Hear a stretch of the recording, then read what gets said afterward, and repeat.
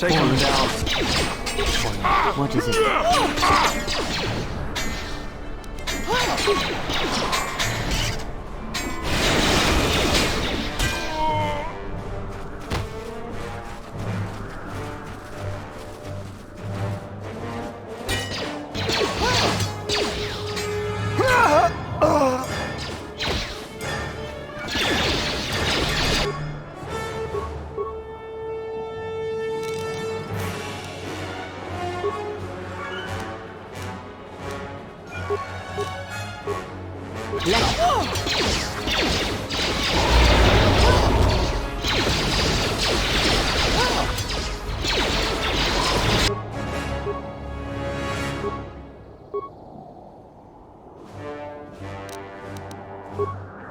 What is it?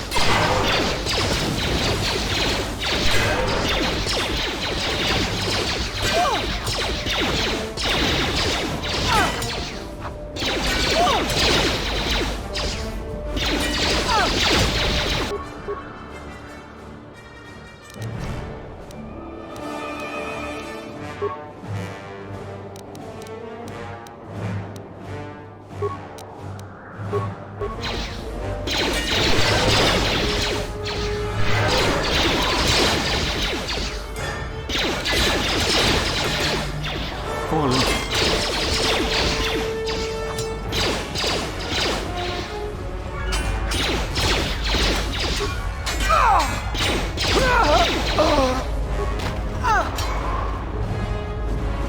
This.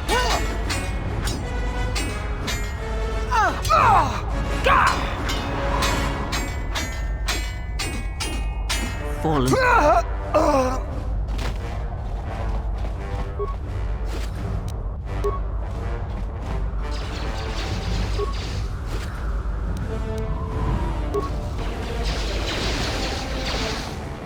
Focus.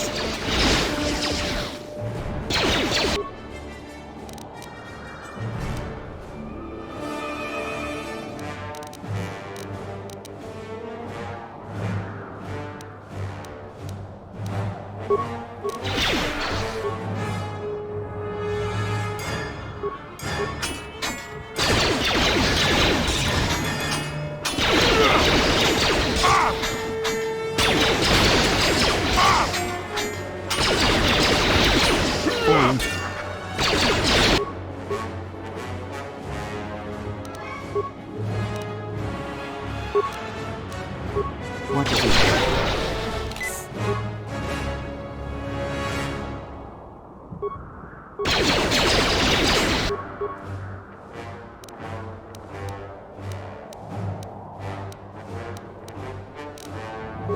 I hear you.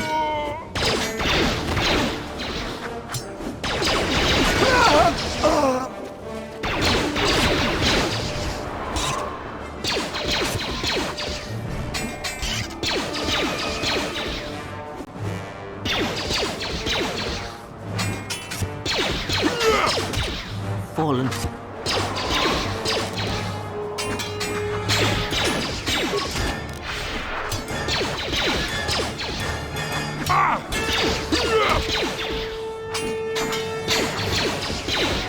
Focus. I will silence this one.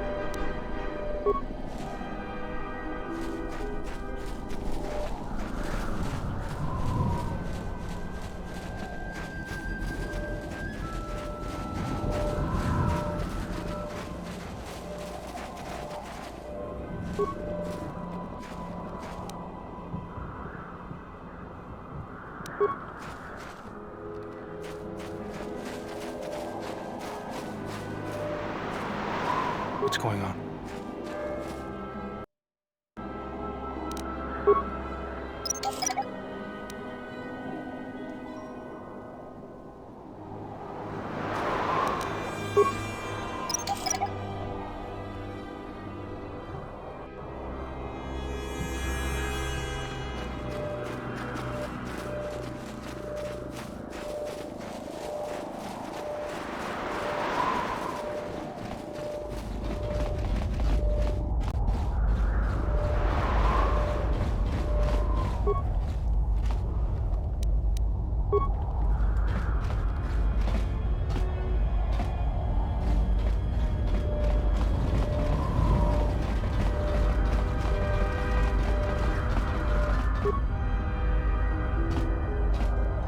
Hopefully I'll be able to access the shield network from this console. Good, it's functional, and my passcodes still work. Now let's find your ship.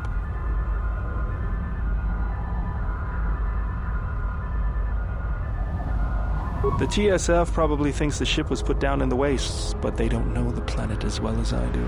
Telos' atmosphere has been turned into acidic vapor. Landing a ship in the wastes would be like sealing it in a hangar full of hungry Minox. So that means there's probably an unsanctioned landing site somewhere on the planet, still shielded, but not a restoration zone or other listed facility. That's why I need access to the shield network.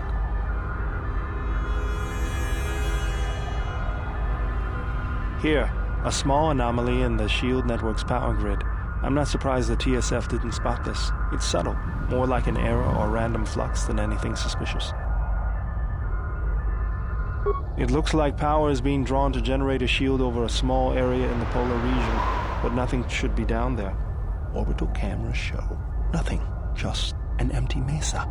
We should investigate this. I feel this is the best bet of finding the Ebon Hawk. That's a little tougher.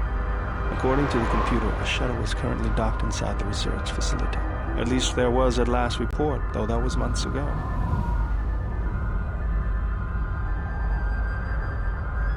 I don't, but that's not going to stop me. I'm getting back to Citadel if I have to build a new ship myself. There's one other small problem. Recently, Zerka teams that were sent into the military facility have not been coming out. But it's not as though we have any choice.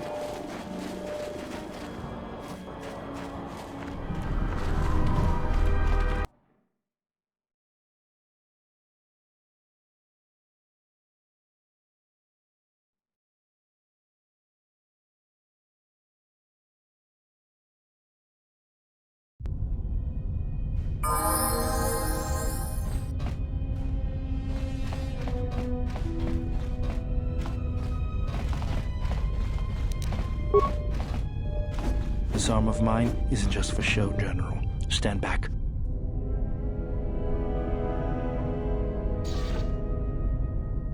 The Zerka mercenaries were a little surprised when I broke my way out of my holding cell. The shields there were even weaker than these. After you.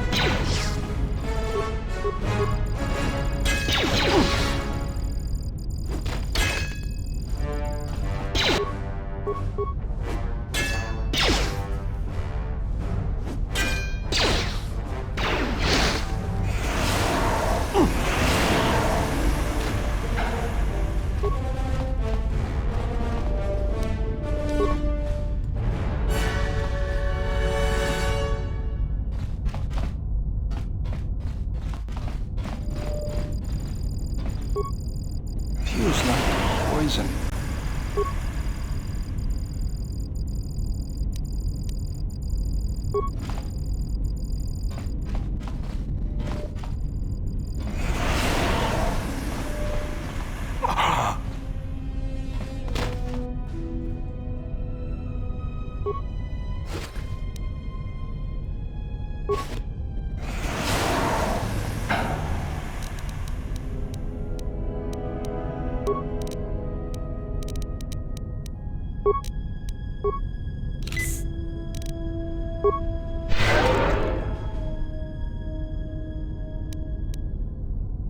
I hear you.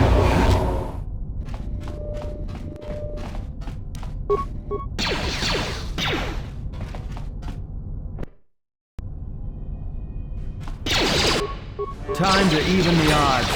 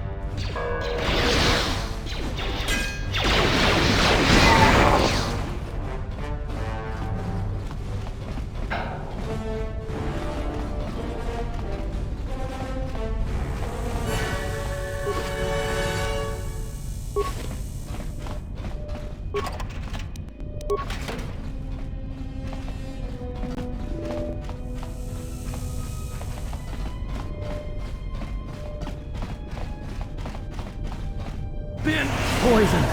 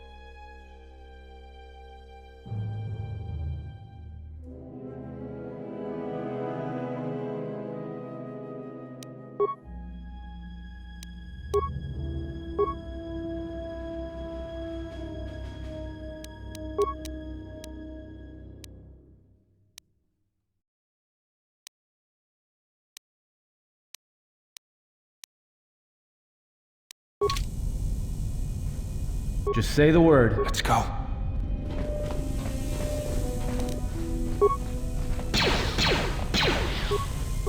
Let's go.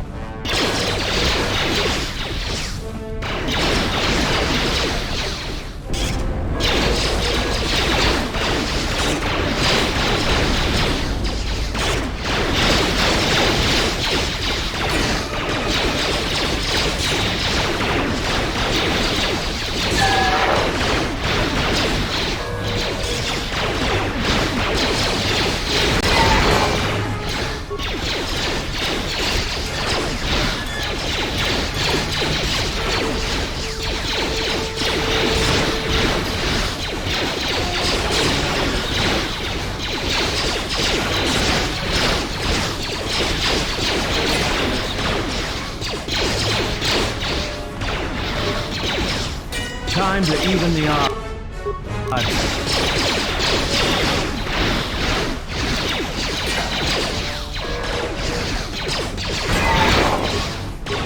Let me handle this.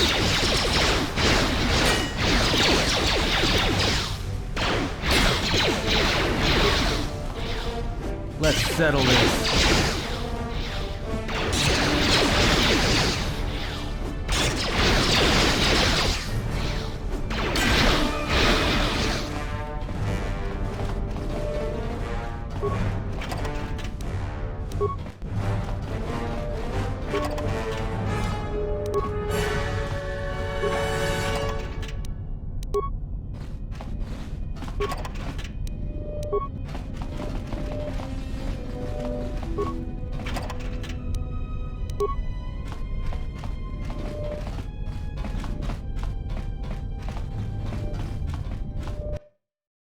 I hear you. Let's go. You asked for it. There she is, one orbital shuttle. Looks like it's in serviceable condition. That's all a moot point, though. The hangar bay doors are closed. I don't fancy flying the shuttle through solid metal, so I'd say we need to find a way to get them open. We'll also need to find the ignition codes for the shuttle, or else we'll have some trouble getting off the ground. If we get all that, I wouldn't worry about what shape this heap is in. I'll get it running.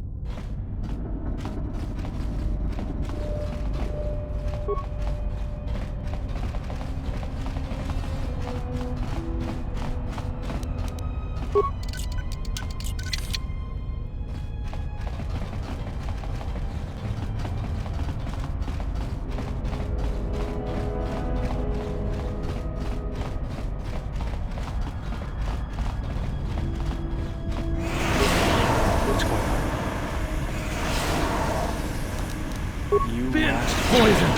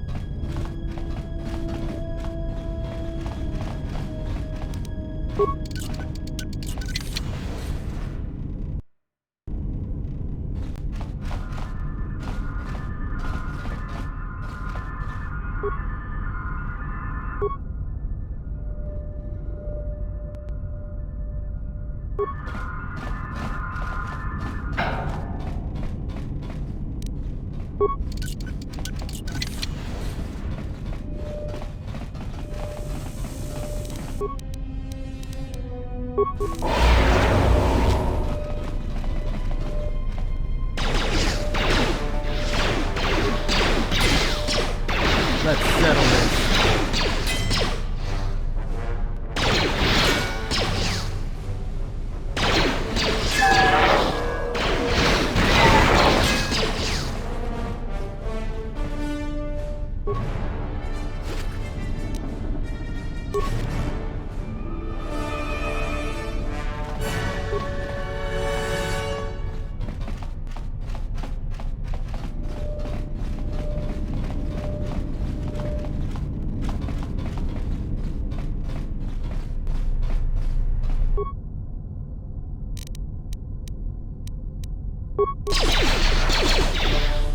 Everyone down!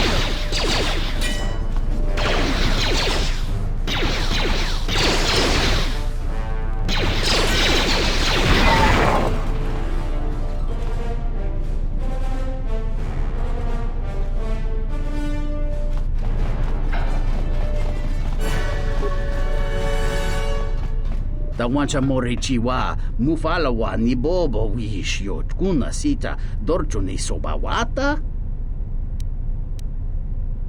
Kawana bota yunta tanga kinamatura. Tayaita, ta bosananansata. Tonata biasvia.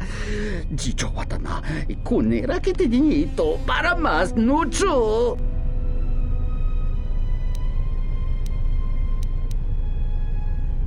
Greking no una panca di planito bamanananga.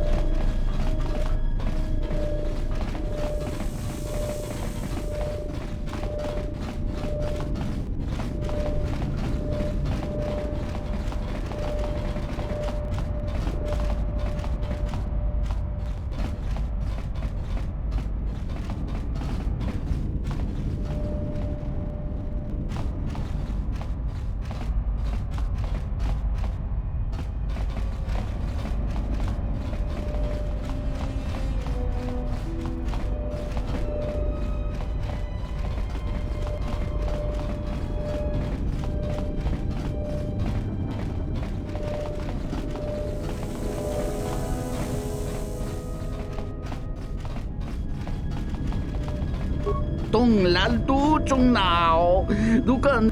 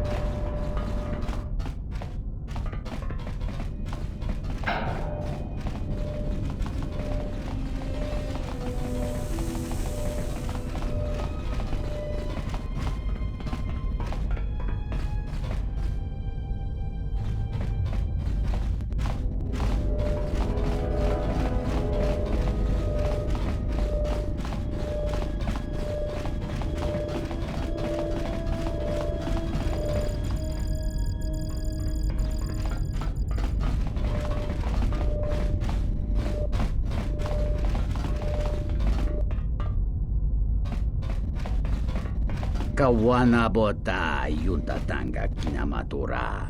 Tayaita, ta bosananansata. I guess the Jedi Code is still alive and well.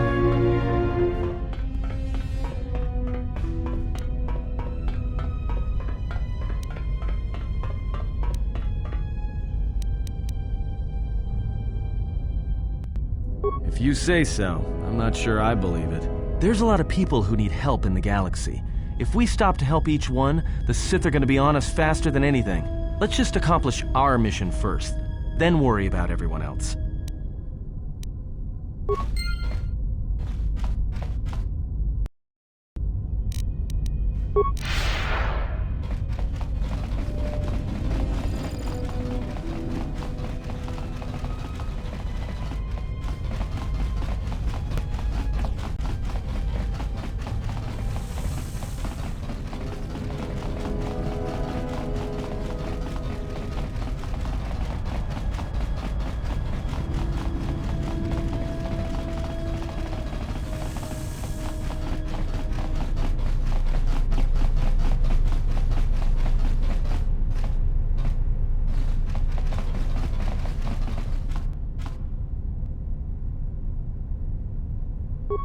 Let's go.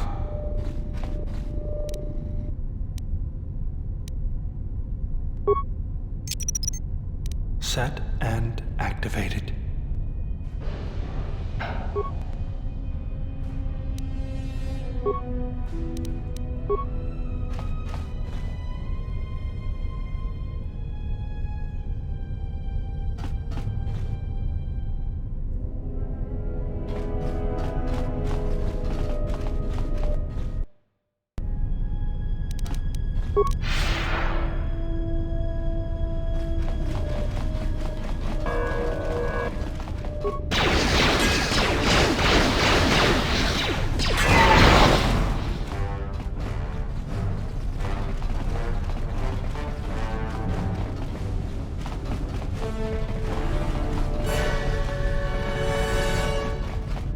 What's going on?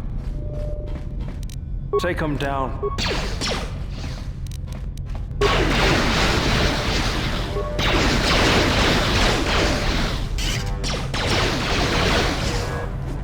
Time to take you down to size.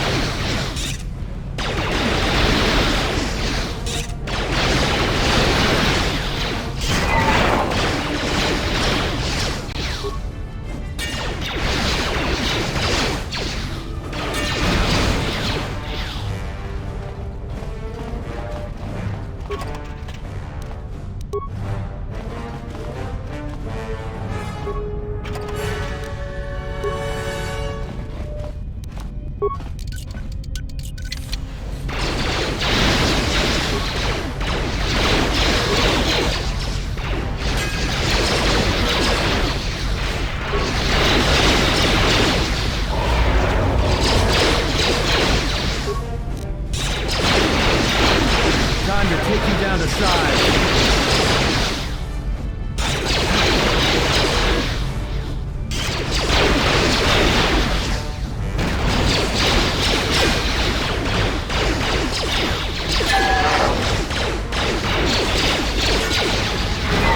Let me handle this.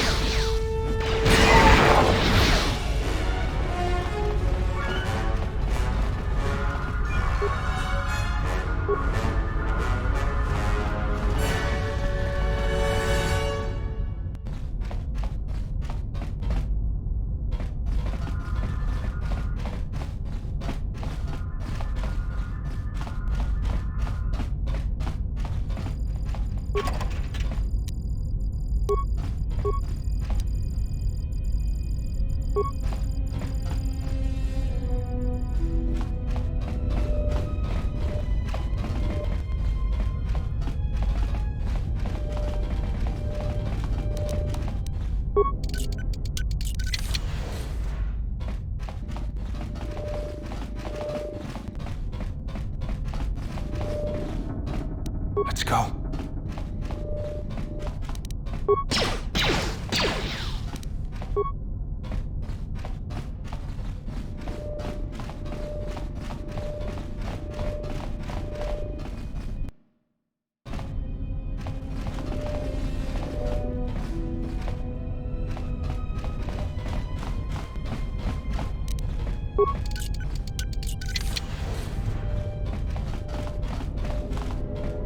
This droid has been damaged and does not appear to be functional.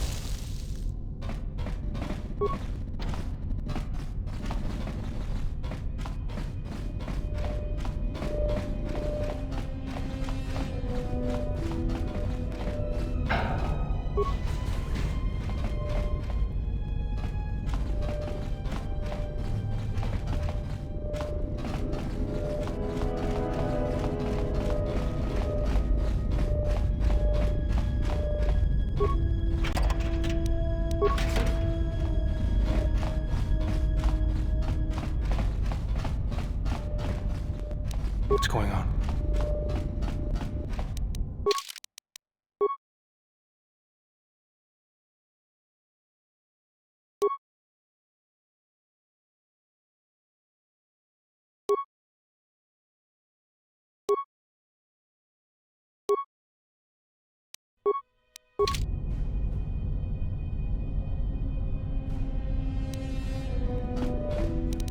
Let's get this over with.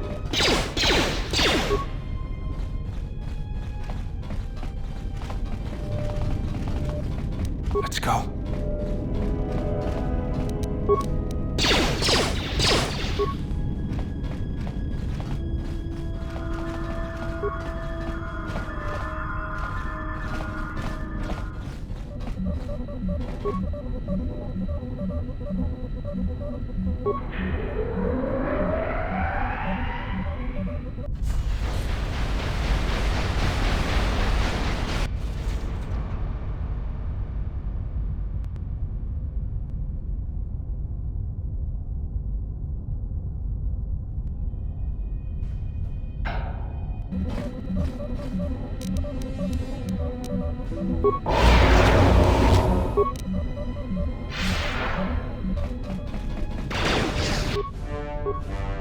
Let me handle this.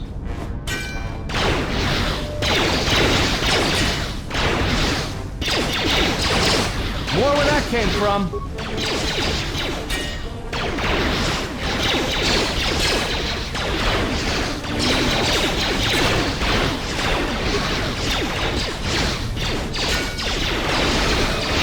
Let me handle this.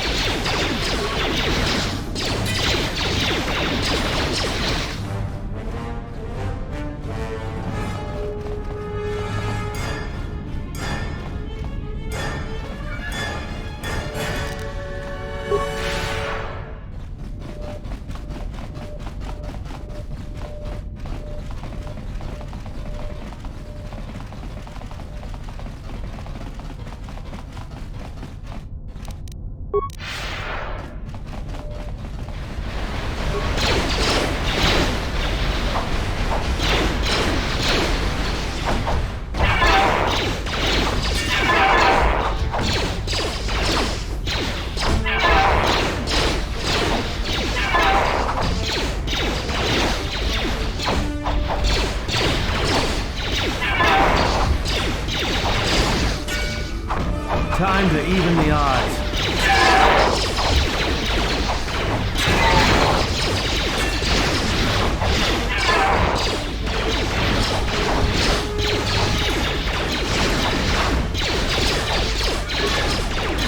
Let's get this over with.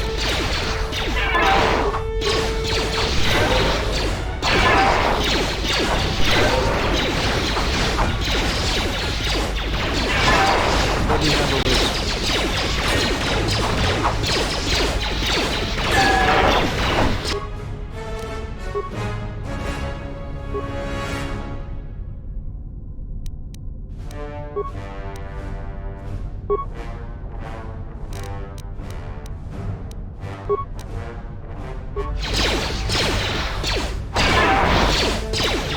Time to take you down to size.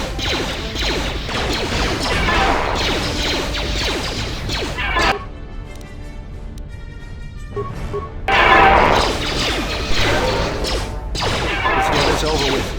Let's settle this.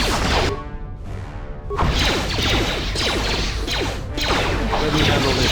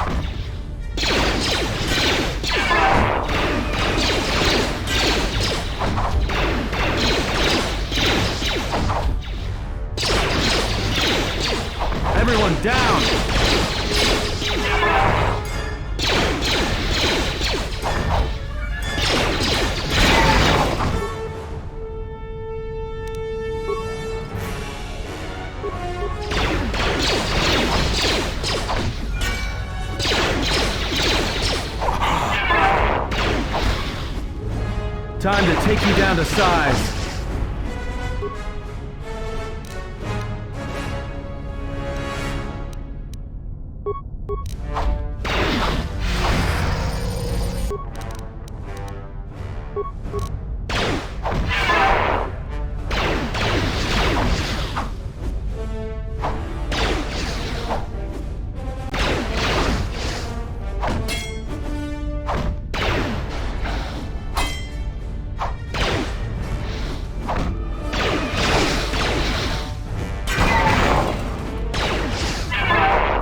Everyone down!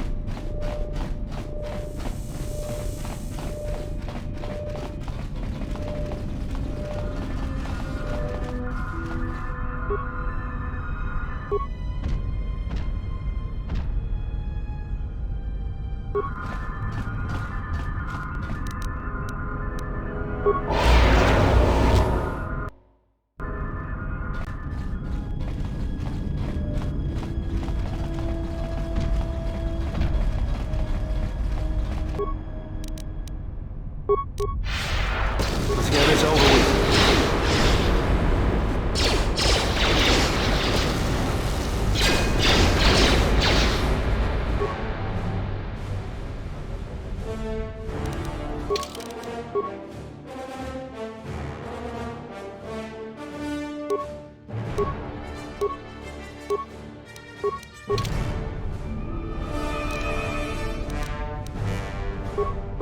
Time to take you down to size. Let's get this over with.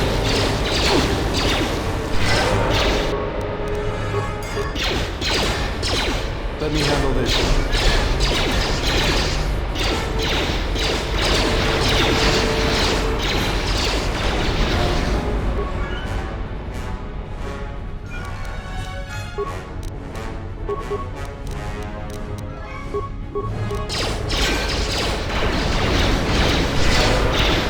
Time to take you down to size. Take them down.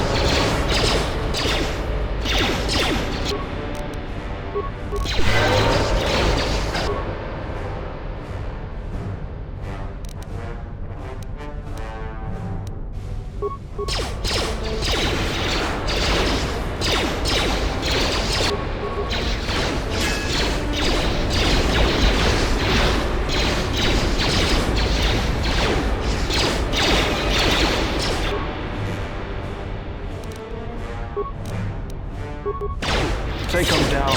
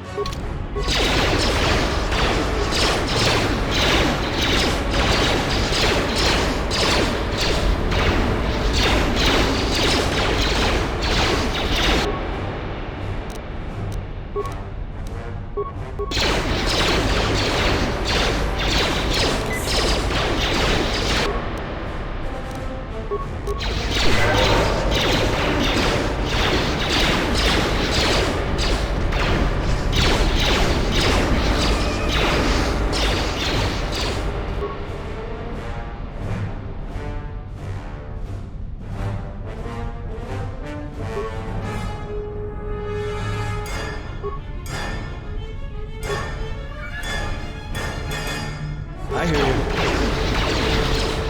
Time to even the odds. Time to even the odds.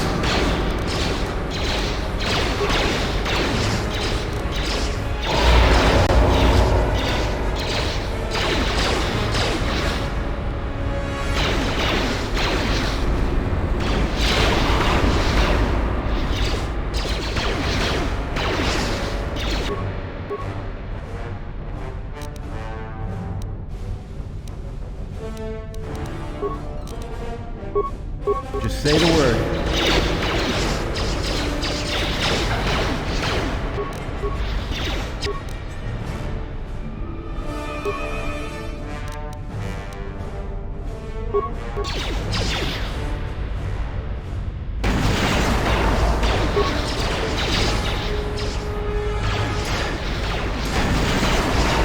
Let's settle this.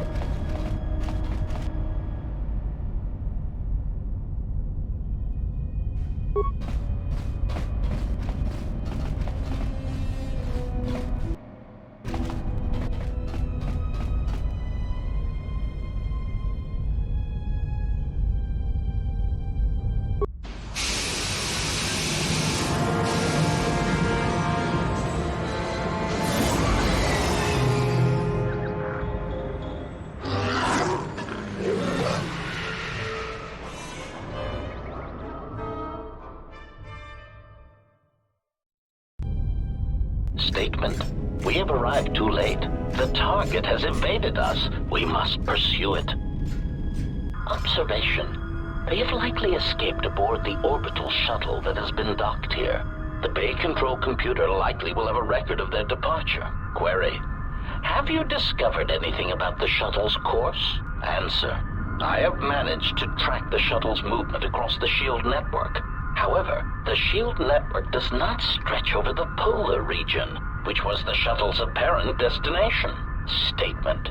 Dispatch a unit to the polar region with the last known coordinates and approximate path of the shuttle.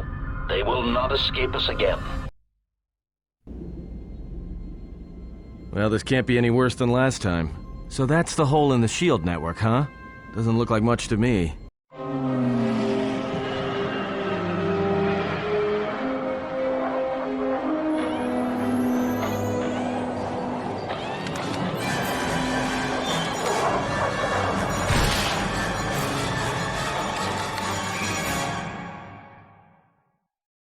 You've got to be kidding me.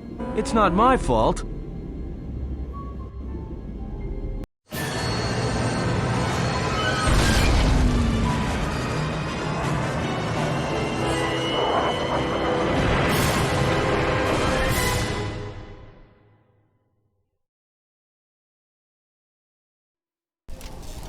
Egotistic praise. An excellent shot, even with the prevailing winds. I couldn't have done it better myself. Field assessment. I picked up on the heat forms of the Jedi and his allies. Activate the mines and prime the self-destruct sequences.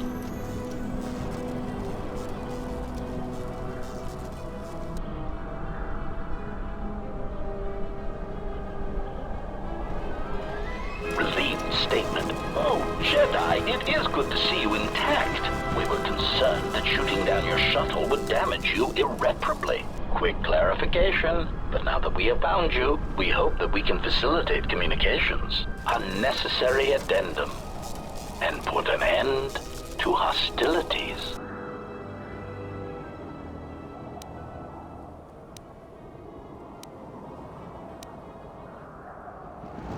Unnecessary clarification.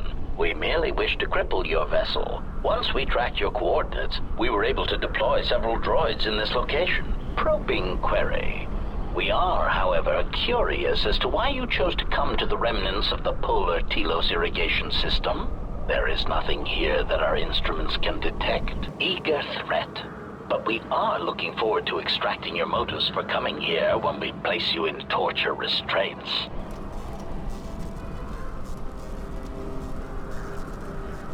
Self-evident answer. Wherever you try to run, we will be there, armed and ready. Rhetorical query.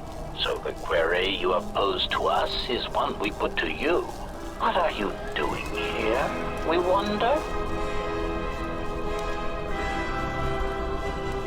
Chiding statement. Oh, Jedi, there are as many of us as are needed to capture or kill our targets. Egotistical boast. And there are far more of us than any one Jedi. Destroy one of us, and more shall rise from the wreckage. Unnecessary threat. And our attack protocols are more than a match for you and your allies.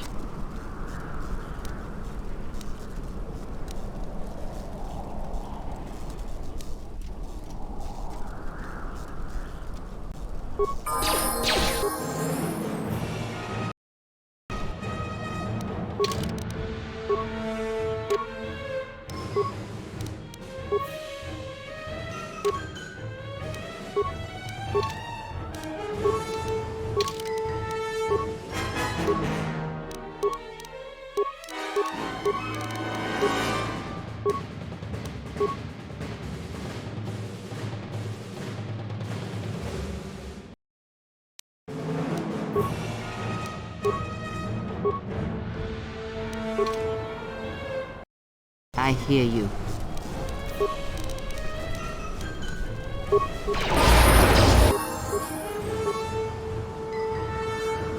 What say the word?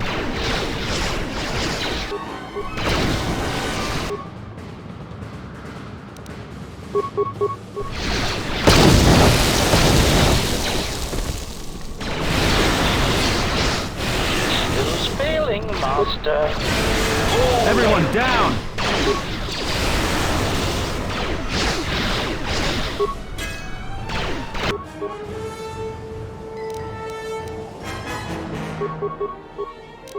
I hear you.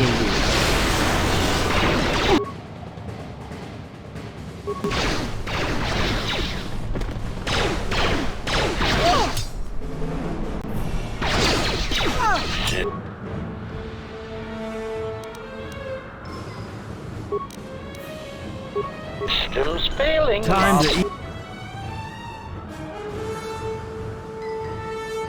even the odds.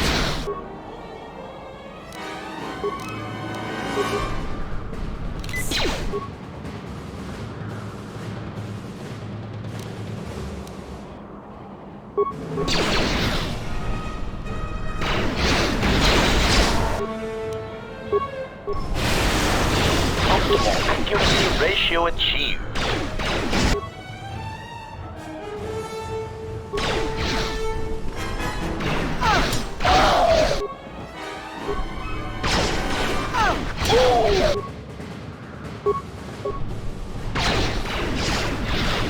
Systems failing, Master.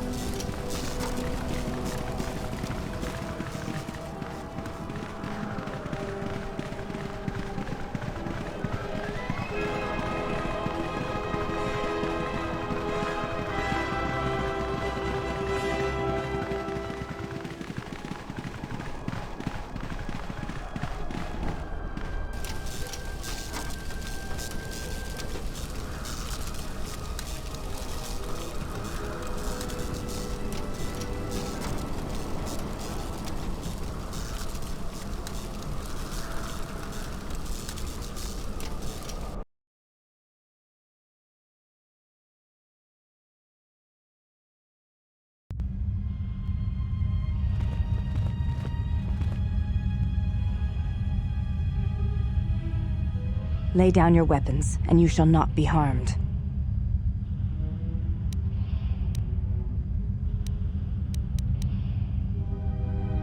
I will not warn you again. Drop your weapons, or we shall take them from you. Do as they say. I sense we will come to no harm.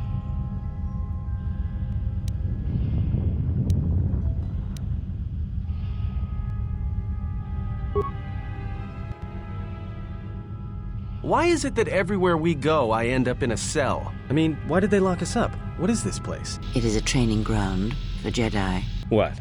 This ice hole? Yes, it bears the semblance of an academy. But where are all the students? Curious. You've got to be joking. What is a Jedi Academy doing out here in the middle of nowhere? It is a place hidden from the galaxy like the academy on Dantooine. But this place... Oh, Atris, you have been clever. Atris? It's none of your concern. Well, the sooner we're out of here, the better. 2 crazy Jedi are more than enough for me. No one told me we were going to be dumped in a nest of Jedi. And what is it about this place that causes you such fear? What do you mean? We're in the middle of a bunch of Jedi. You know how they are. No, I do not. Not in the way you seem to. What are you doing? Get out of my head! Stop struggling. Let me follow the current. Deep, deeper to its source. Stop! Stop! Ah! Ah, with the fear is mingled guilt. It squirms in you like a worm.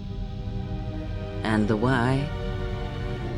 Ah, and there is its heart. You surprise me.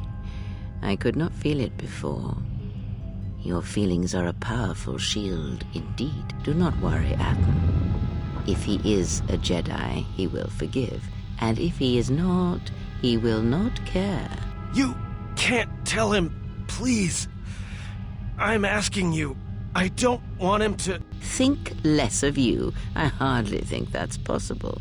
Still, there is no shame in what you ask. We all wage war with the past, and it leaves its scars. I will not speak of yours, Atten, but there is a price for such things. What? What price? There are those who wage war and those who follow them. You are a crude thing, murderer, but you have your uses. You know how important this man we travel with is. Even one such as you can feel it. You will serve him until I release you. And if I refuse? You will not. If you do, then my silence will be broken. And then, Atten, you will be broken. You fear the Jedi, and rightly so. If Atris learns of your choices, you will never leave this place. But whatever fear you hold of the Jedi, know that if you disobey me, that my punishment will make you beg for the death that has long hounded you. Wipe the fear from your mind. You will not find blind obedience a difficult master. You chose it once. You will learn to embrace it again. I don't know how you became such a manipulative witch, but why a vicious old scowl like yourself would even bother with me is a bigger mystery. No game of Djarik can be won without pawns, and this may prove to be a very long game. You are a slippery one. Your thoughts difficult for even one such as I to read. I suspect the self-loathing that squirms within you gives you a curious strength. Your spirit, as diseased as it is, refuses to allow you to give up, no matter what threats you face and whatever wreckage you leave behind you. I feel you have crossed our path for a reason. Perhaps even you, at the right moment, may be able to turn aside disaster. If so, your potential is not yet spent. Fine. I'll be your pawn. But I still think you've got the wrong man. Perhaps. But someone has to fly the ship, and the Force is a hard thing to predict. You have crossed our path for a reason. Our path brought us here for a reason. And now I know why. The past is here, and it must be met before the future can be set in motion. More Jedi speak. Care to explain? No. I've wasted enough time with you. Sleep, murderer, and be silent. I need no distractions. A critical moment approaches.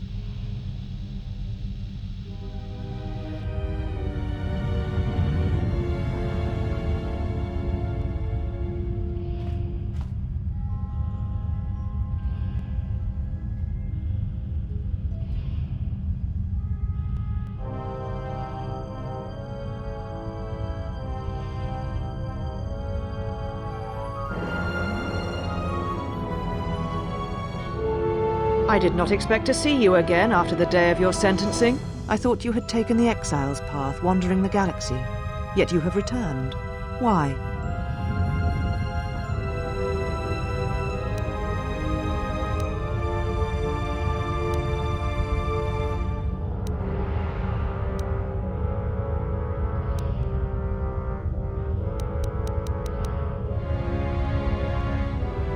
Your concern is noted.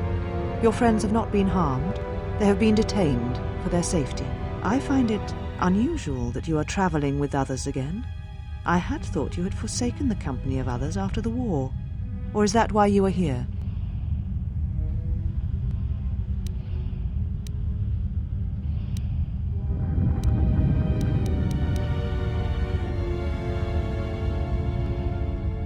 Yet here you are. Perhaps you do not know yourself as well as you think. Regardless, your arrival here begs an explanation. Have you come to face the judgment of the Council, as you did so many years ago? Are you finally willing to admit that we were right to cast you out?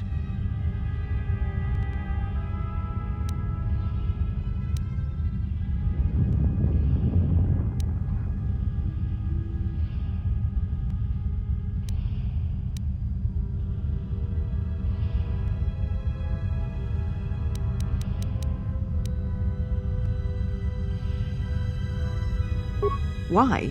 Because you turned your back on us. And the Order. You followed Revan to war against the Mandalorians. The very war that made Revan a Lord of the Sith, and ruined you.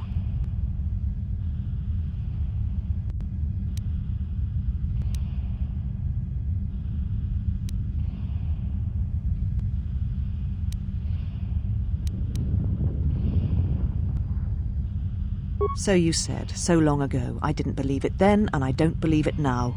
You sought adventure. You hungered for battle. You could not wait to follow Revan to war. The Jedi Order asked only for time to examine the Mandalorian threat. They urged caution, patience, and you defied them. So when you returned, you were brought before us. You were a Jedi no longer, and so you were exiled.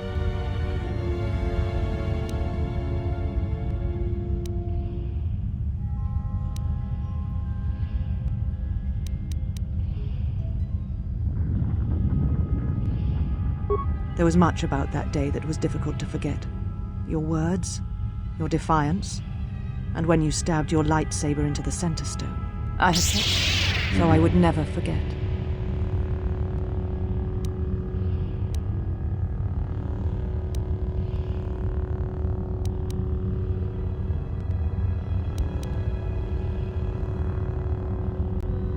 I have always kept it, as a reminder of what can happen when your passions dictate your actions. I have kept it, so I would never forget your arrogance or your insult to the Order.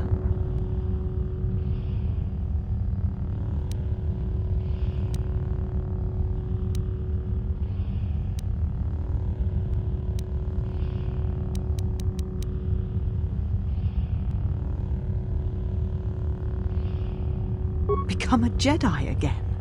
That is a thing far out of reach. But I am not unsympathetic to your feelings. Leaving the Order must have been difficult for you. Yet you gave the Council no other choice. You gave me no other choice.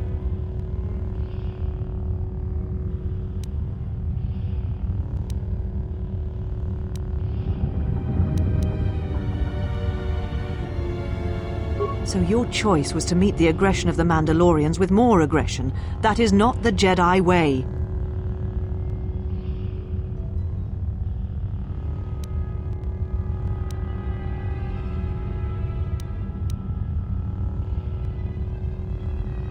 Every choice we make, whether we know it or not, sends echoes through the Force.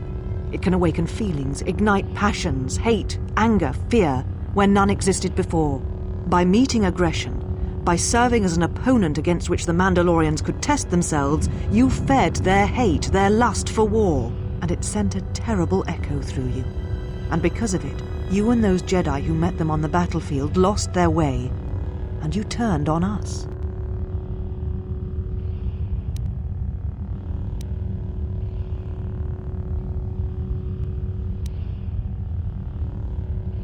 Without you and the other fallen Jedi to support them, to feed their lust for war, Revan and Malak's crusade would have been over before it began.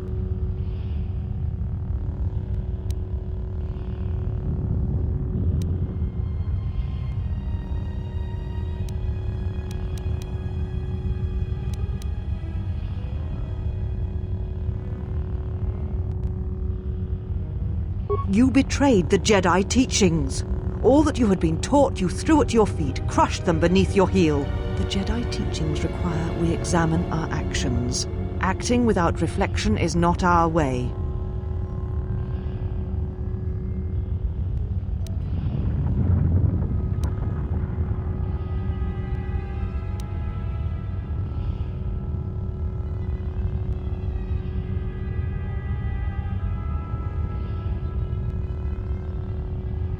There was no guarantee that marching to war would have saved the Outer Rim. In fact, quite the opposite.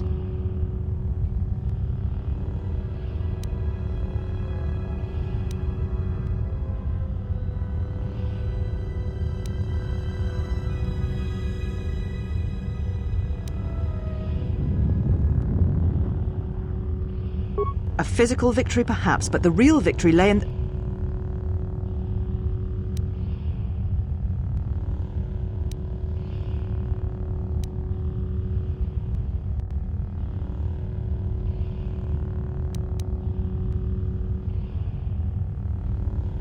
You do not know...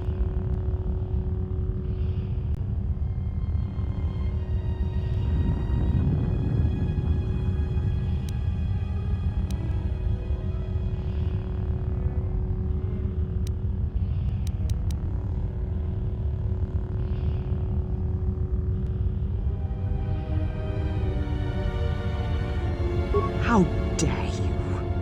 The Mandalorian Wars should have been your grave, and Malachor 5 is where you should have died.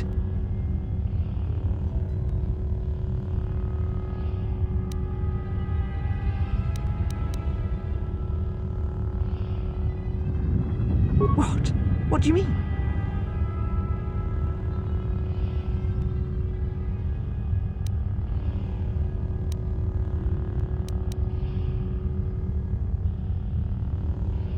You're wrong, just as you were when you defied the Council. I tire of fighting with you.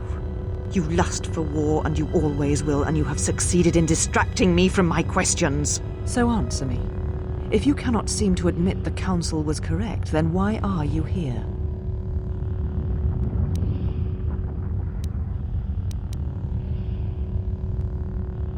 Your ship?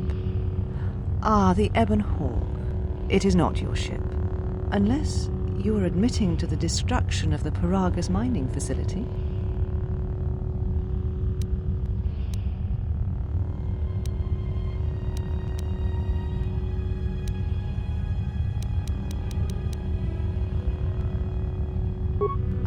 An accident. Something beyond your control. You have not changed. Acting instead of thinking. Putting yourself before the galaxy, before the Jedi. Do you know what you have done?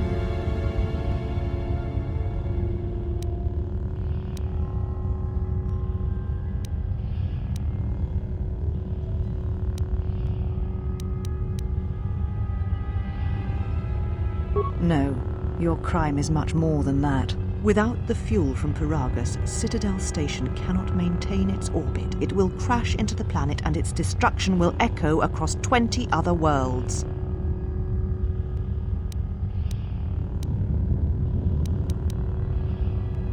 Telos was a test to see if the Republic could mount a restoration effort on the Outer Rim. When it fails, the Republic will not finance another.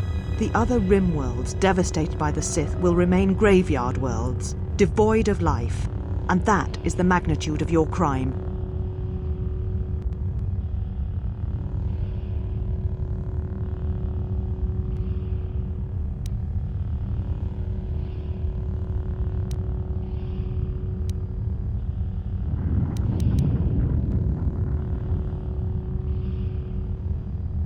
So you still hold to your flawed convictions. If you think to anger me, you are wrong. How is it that you are not content to confine your ruin to yourself? You must spread it to others wherever you go. Ruin yourself with your actions if you will. But when your actions bring harm to others, then you must answer for it.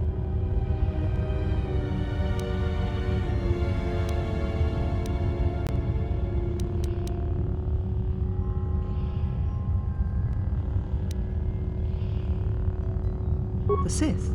What do you mean?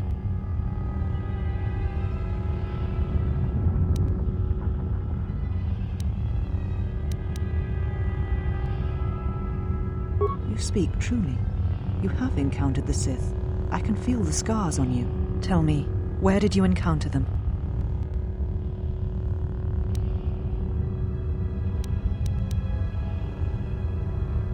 Paragus? What would they want there? They can't have been looking for you.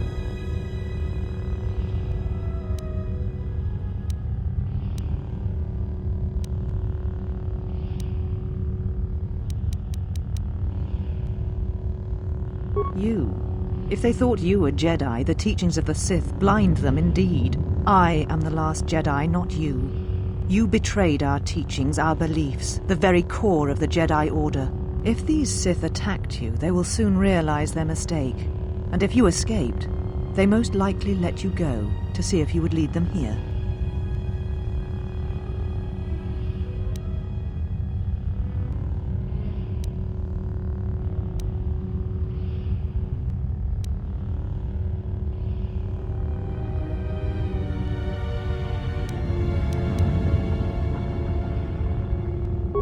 I said I was the last of the Jedi, Exile, and I did not speak falsely. There are others who were once Jedi, but no longer. They will not take action against this threat.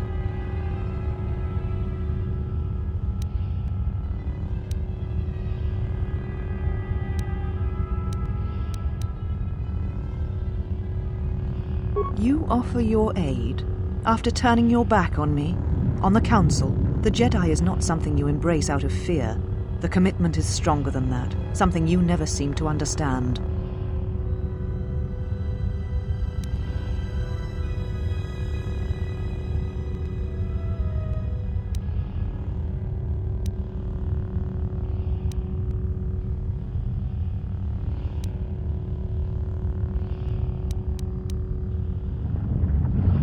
Perhaps. But if you help me, it cannot be done from here. There are others in the galaxy who may help us against a Sith threat. If you can find them, gain their trust, perhaps our defenses shall be stronger for it. Take your ship, seek them out. If you find them, encourage them to gather on Dantooine. From there we can call a council and see what can be done.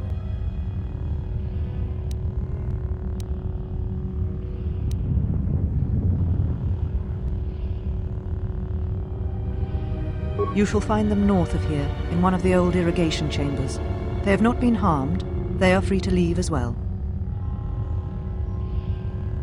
Then I shall send you on your way. It is now time for you to depart. We shall remove him, mistress. Come with us.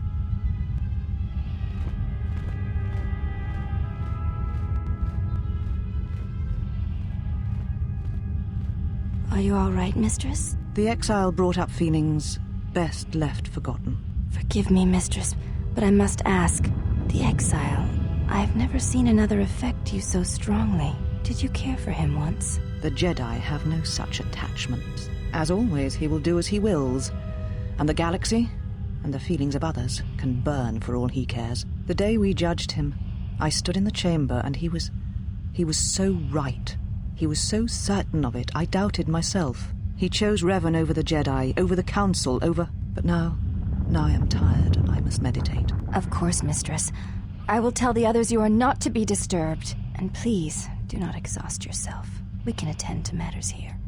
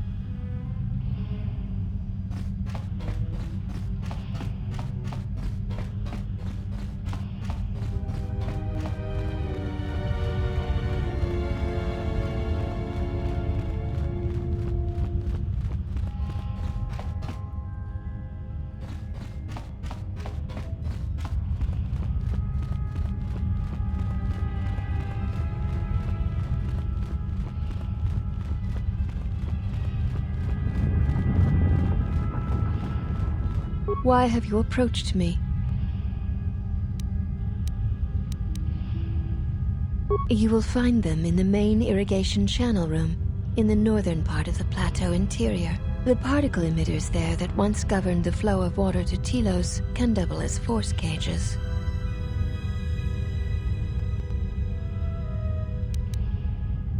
You shall not be challenged. As I have said, you will find them in the irrigation room, in the northern part of the complex.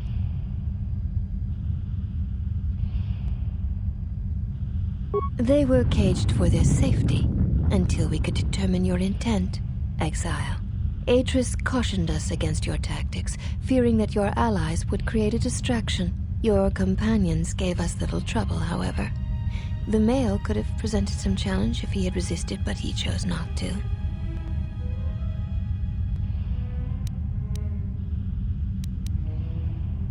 He has had some Echani training. He masks it well, but when you are in danger, his mask dropped into a stance we know well.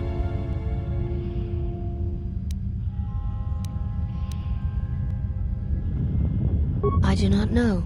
The Echani forms are known to be taught to military special forces throughout the galaxy. If the source is a mystery to you, perhaps you should ask him.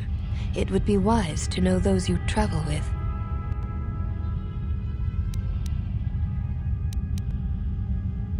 Your ship is stored in the hangar. Atris has given you permission to leave this place, and permission to return if you remain in her service. You may ask.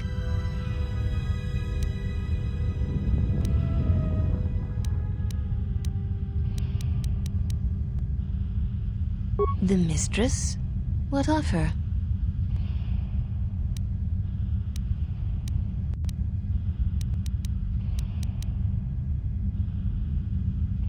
She is meditating, and she does not wish to be disturbed. Your presence here has troubled her, and I hope you do not choose to trouble her further. She leads us. As she rebuilds Telos, she rebuilds the Order, and through them, the galaxy.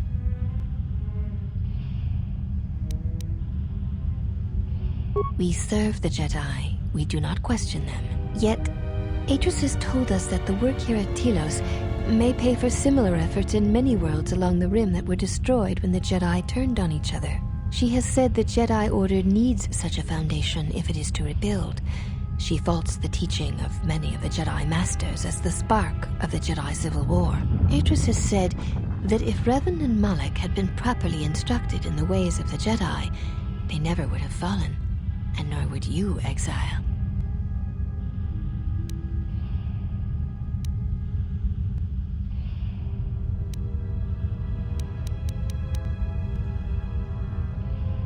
That is unknown to me. I have never observed Atris to teach Jedi, nor would I wish to. Atris has chosen instead to focus her efforts on galactic recovery. Once the galaxy breathes again, disciples will come.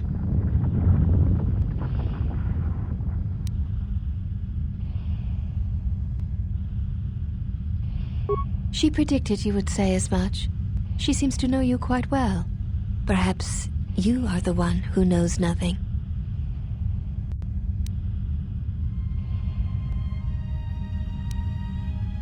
You may ask.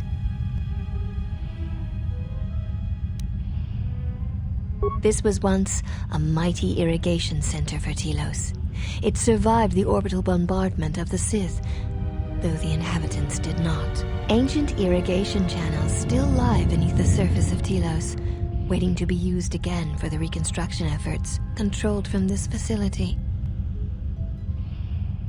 Shortly before the destruction of Dantooine by the forces of the traitor Jedi Malak, Atris had many Jedi artifacts and knowledge transported here secretly.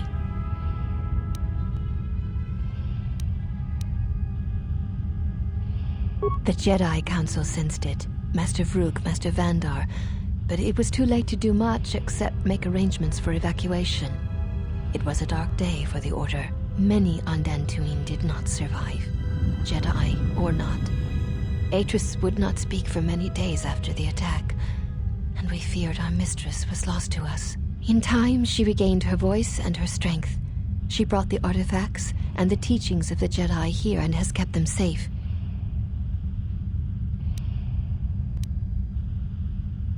Even the Sith prefer live prey to scavenging a corpse. She thought that a world already savaged by the Sith would not prove a target a second time. It was a place where the artifacts and the teachings of the Jedi could be kept safely if the Sith could not be turned aside. Yes, many relics from Dantooine, some which predate even the destruction of Ossus. She was not able to save all, but she saved enough. She was able to bring them here before the Academy's destruction. It was a fortunate thing. She was not able to save everything.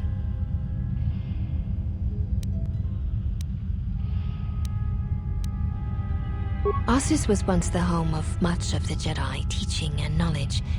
It was destroyed over 40 years ago by the Sith, during the time of Exar Kun. Fortunately, a few relics and artifacts were saved before Ossus was destroyed, but many were not.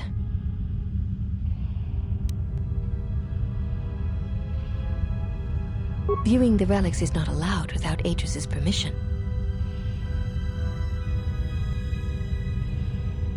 There is truth in what you say, yet many such artifacts are sealed away in Atris's chambers. But if you wish to see a few of them, speak to the last of the handmaidens.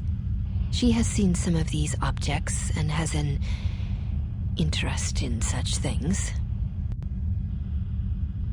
Yes, she should be in the training chamber to the north and west of here. She constantly seeks to improve herself so that she may no longer be ranked last among us. Because she is easily distracted by matters that do not concern her or her duty. Such distractions weaken her, and she knows this. I will not speak of them. Ask her yourself, if it matters to you. You may ask...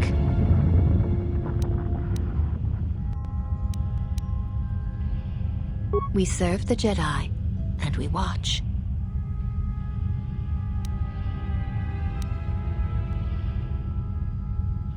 Atris is the only Jedi here, this is true, but the Mistress will bring others in time.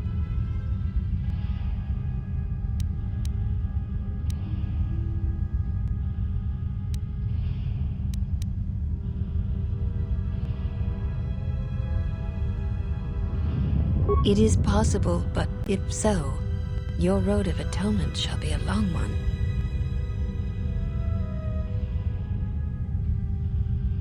I assume you meant no insult. It is forbidden for us to become Jedi, even if we possessed the awareness of the galaxy that the Jedi possess. We are here because we are not Jedi. That is our purpose.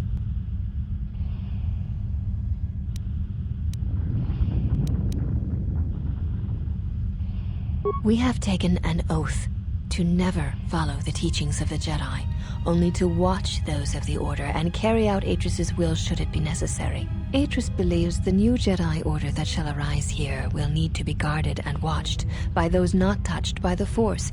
She thinks it will give balance.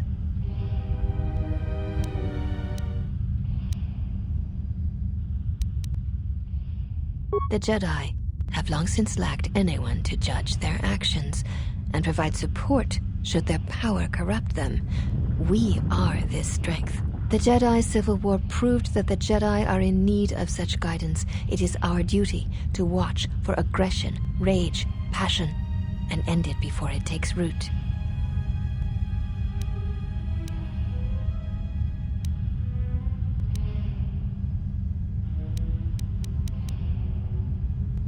A crude way of describing our duty, but in a sense, yes.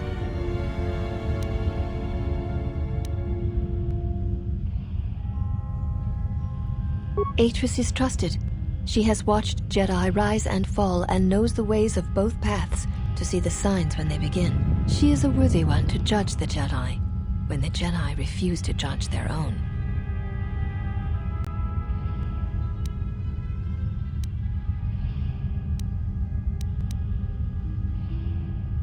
I do not understand the reference. Bazak cards would not be good building material for a pyramid.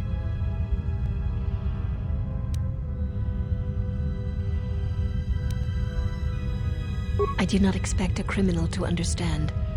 You have existed outside the circle of the Jedi for too long.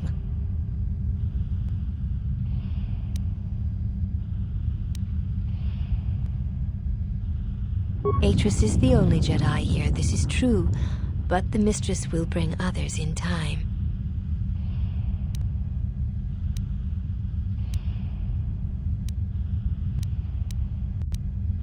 You may ask...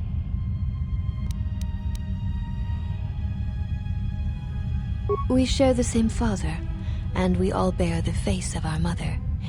It is not unusual for the Achani of the same parents to be born so as to be indistinguishable to outsiders. As I have said, it is not unusual for the Achani of the same parents to be born so as to be indistinguishable to outsiders.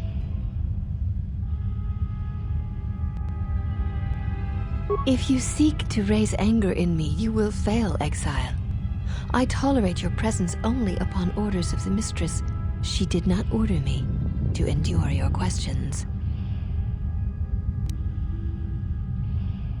I would welcome a chance to instruct you. I have been anxious to teach you many principles of combat ever since you invaded this place. Oh yes, we train extensively in various combat styles, and we have not had another target for some time. You may prove a pleasant diversion.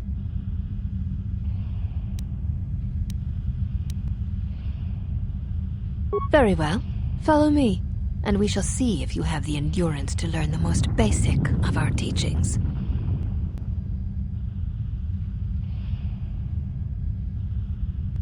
Before we begin, are you familiar with Ichani traditions?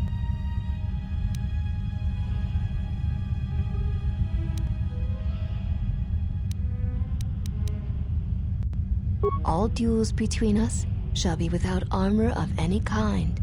There shall be no restrictions upon our movements or upon yours. Your feet are not to leave the training mat during the battle. If they do, you will lose. Also, this is not a fight to the death. Restrain your instincts when we fight, and we shall do the same.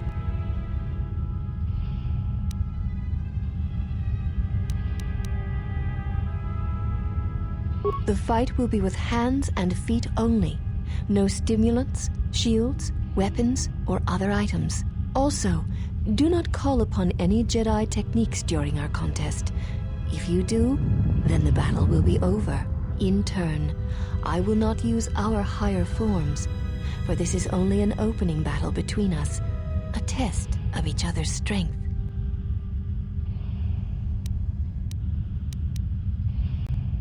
Then let us begin.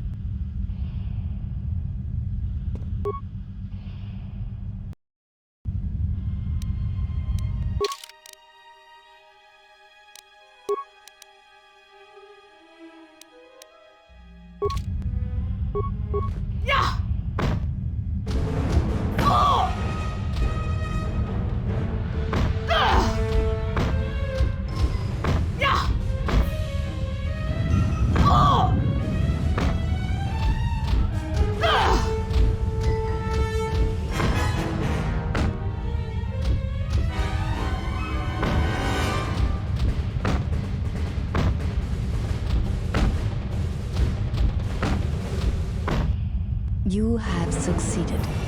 If you wish, you may challenge us again, and we will progress to more advanced movements.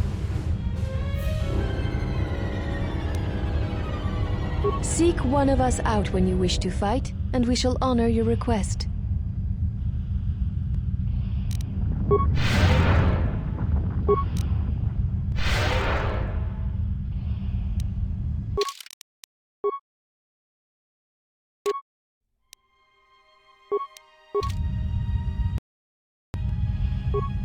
Have you returned to fight again? Very well. I shall honor your request. Our next battle will be using the higher forms among the Ichani. You may choose hands and feet, or whatever melee weapon you wish, but use no other items or Jedi techniques. Then let us begin.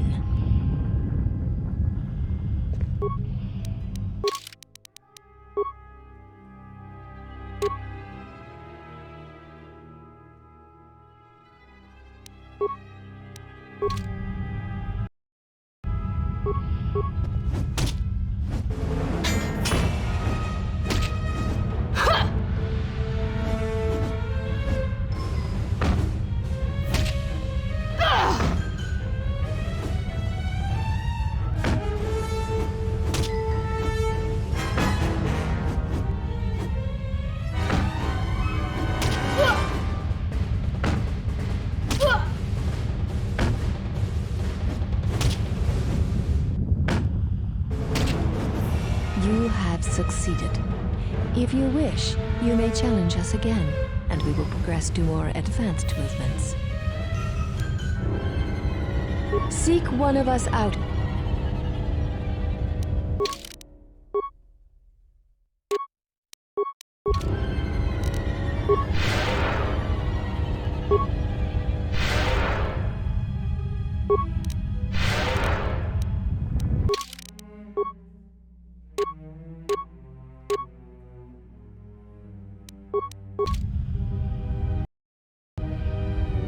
Have you returned to fight again?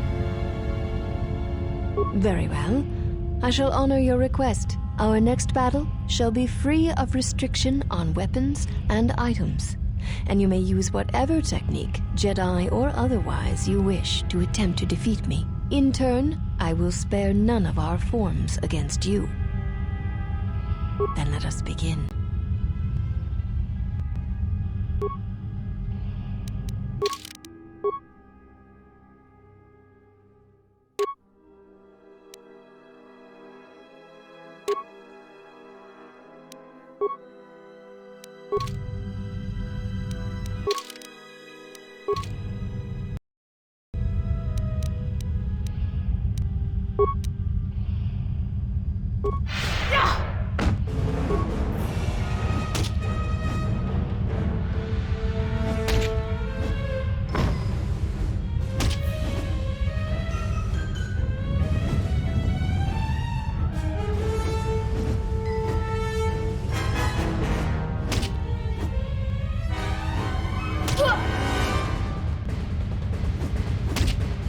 You know much of melee combat.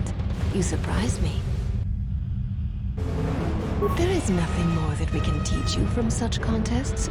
Such battle would only be for battle's sake. If that is what you wish, then we shall honor it. We shall see how you fight against a group of us. We shall take you in a pair, using everything at our disposal. Use whatever item, weapon, or Jedi technique you wish. We shall match it. Then let us begin.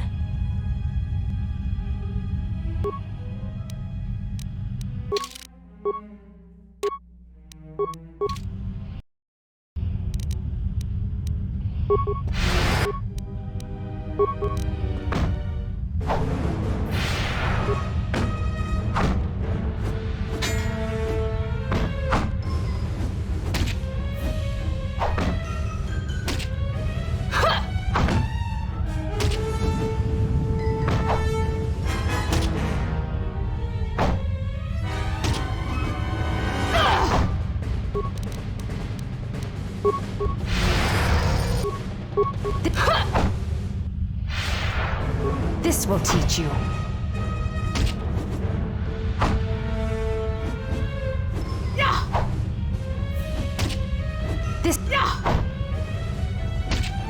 This will teach you.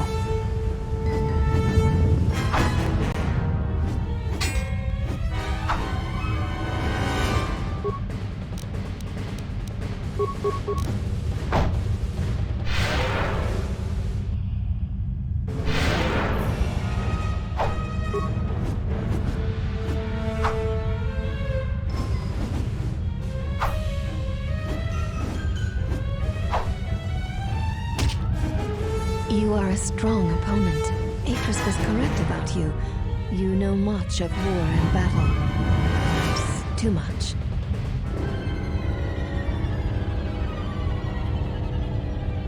One does not sweat in the polar regions of Telos, so all that will break will be your pride.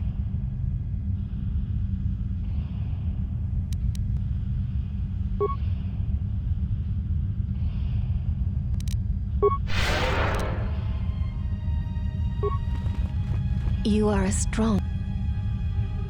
One does not sweat.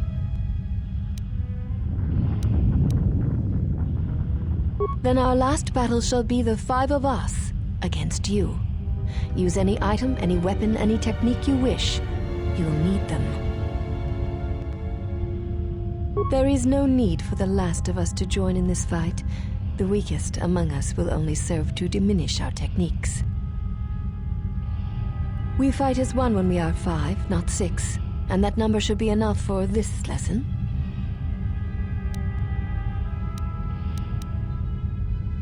Very well. We shall begin.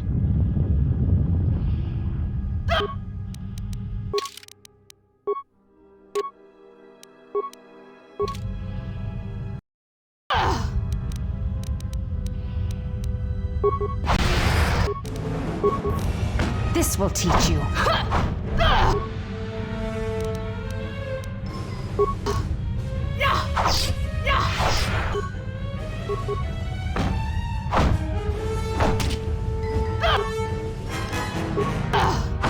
This will teach you. This will teach you.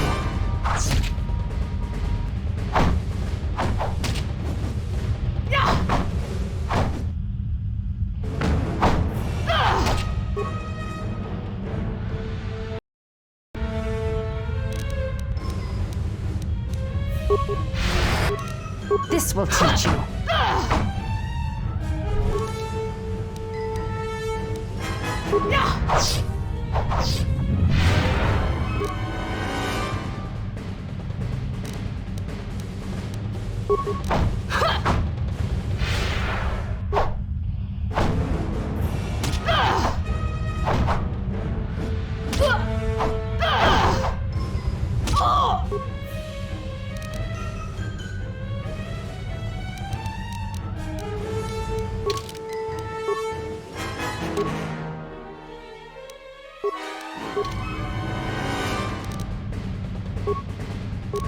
This will teach you.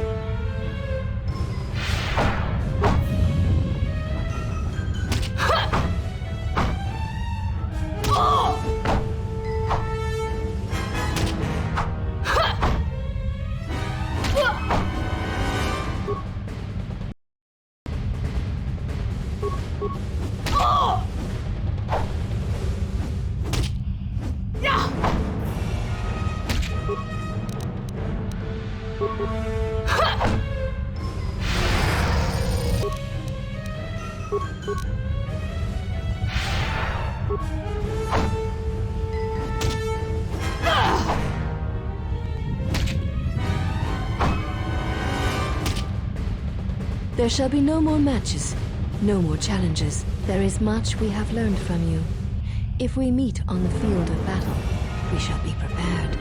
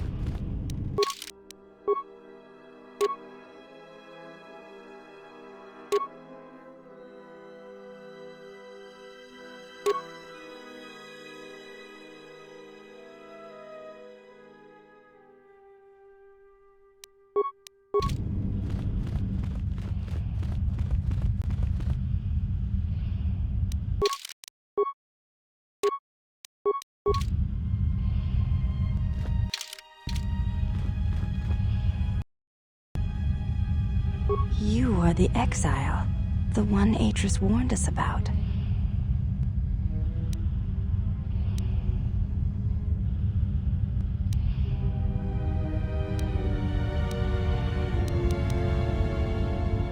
She said you betrayed the Jedi by going to war when it was forbidden to you. You turned on your masters, your teachings, and yourself.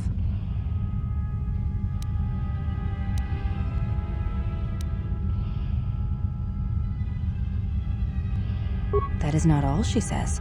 She says you know nothing of loyalty to any cause except your own animal instincts, and she told us why you fell to the dark side.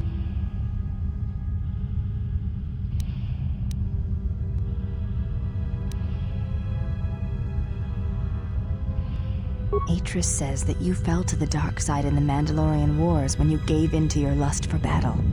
Once you tasted war, you could not give it up.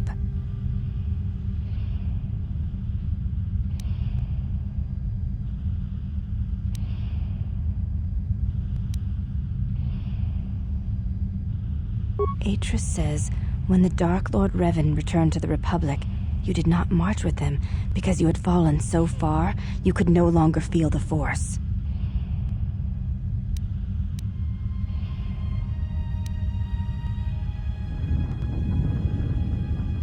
So it was a matter of choice then. If Atris has erred in her evaluation of your motivations, it might be best to inform her.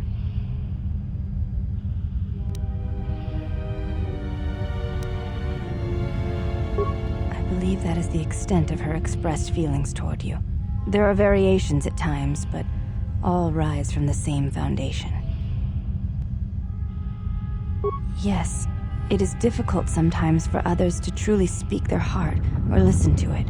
The words often prove difficult, or they do not come at all.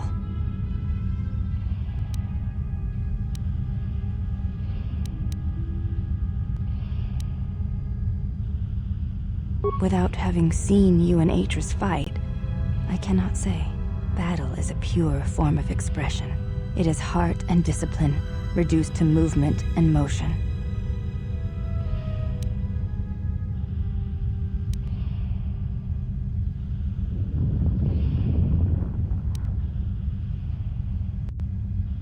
Perhaps it may prove truer than conversing with words.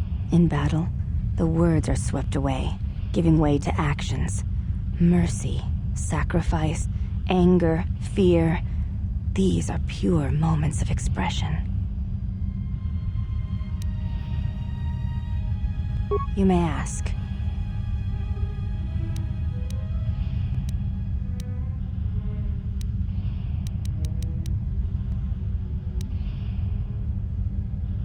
I am the last of the handmaidens. This is correct.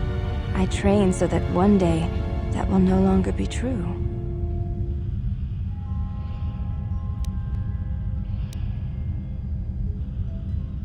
It dishonors me that they would say such a thing to an outsider, but I cannot deny the truth in what they say. My thoughts are not always focused on training. Perhaps once having known the ways of the Jedi, you may understand what occupies my thoughts. There is much knowledge here, and only one of the Jedi remain.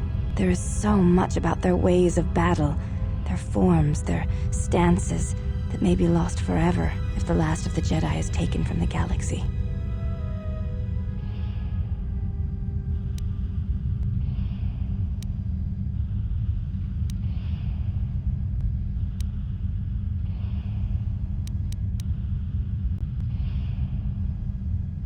I know your meaning, but I have not been clear on mine.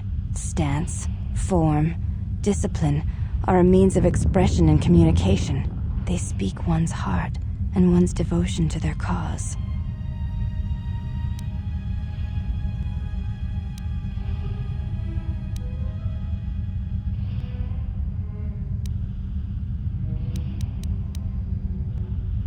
Yes, the methods you use to meet your opponent speak truer than any words can express.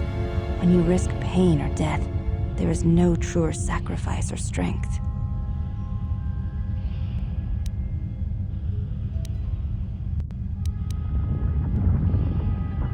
It was to the Jedi traitor Malak. It was to the Jedi traitor Revan. When Terrace was destroyed, it showed Malak's heart through its execution and intent. It was brutal, without finesse, but showed his commitment to defeat the Jedi. Yet with Revan, there was the same commitment, but it was a subtle thing, like weaving threads in a tapestry, or strokes upon a canvas. He spoke through battle and tactics, in a way one could never do in words. He showed his heart at Malachor V, and finally, at the end of the Jedi Civil War. I believe he was speaking to Malak in that final battle, though few knew it.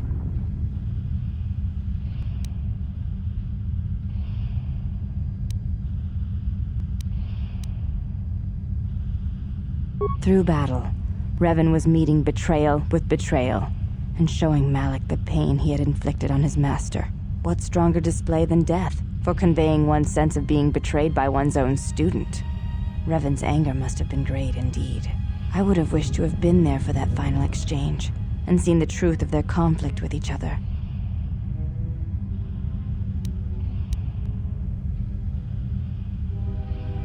But to say that seems an untruth based on what I know of the Jedi. The Force can drive others, but there is still choice, is there not? If there is no choice in the Force, then our teachings and our actions are for nothing, and I refuse to believe that is true. You may ask.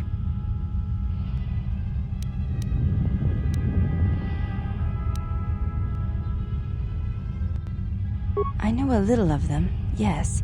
Much Jedi knowledge is stored here. Secrets of their teachings, combat styles, and discipline. The Jedi relics are kept by Atris, within the walls of her meditation chamber. Entry is forbidden.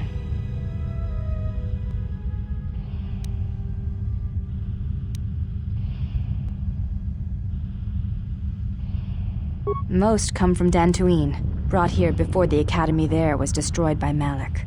Not all relics were able to be saved, for there was not time to rescue them all.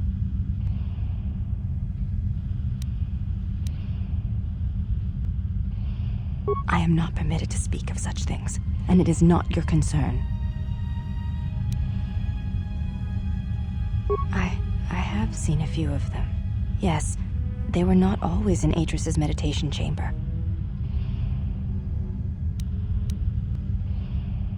There were many relics, among them small cubes, warm to the touch, each containing their own light. When held, some would speak, ask strange questions. Yes, their questions were confusing. They seemed to think I was someone else, someone's student. I had thought perhaps I had damaged them in some way, but I could not think of what I had done. You may ask.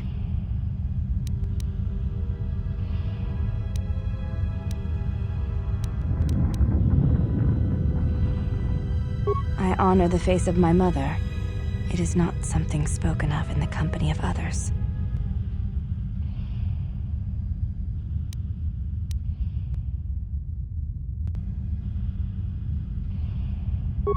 I do not wish to discuss it. If there is something else you wish to ask, you may do so. There's no need to apologize. You were merely remarking on something that you saw. There is no wrong in that. It is not a sensitive subject, but a subject that requires trust. There is no such trust between you and I, and such trust takes time. You may ask.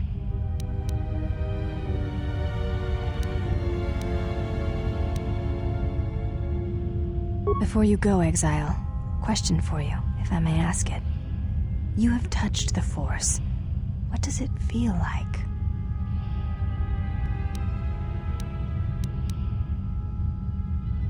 Please, I wish to know.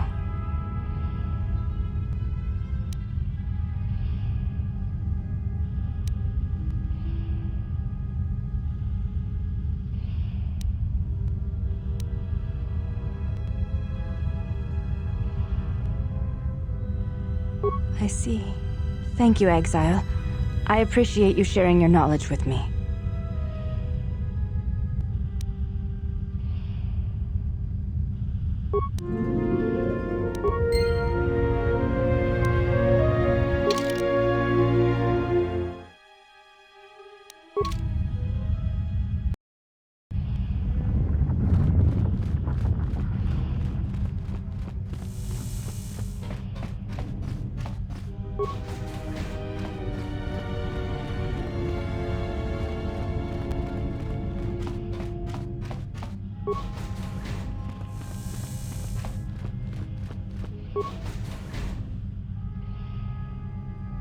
Did you find what you came for?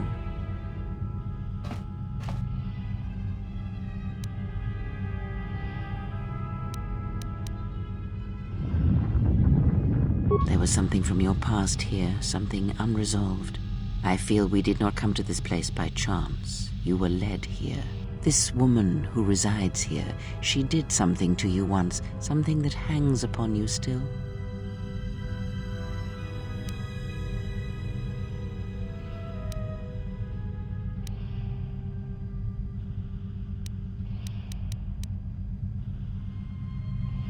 There is a Jedi here, perhaps, in that you are correct. Yet there are no students, and this woman, this Atris, surrounds herself with those who cannot feel the Force. Curious.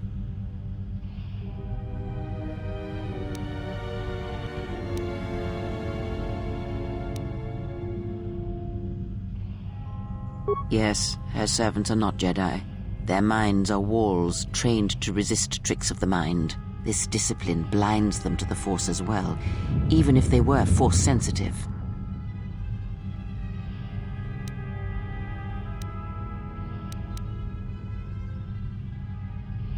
Invade the mind of another? It is not something done carelessly, or when there is nothing to be gained.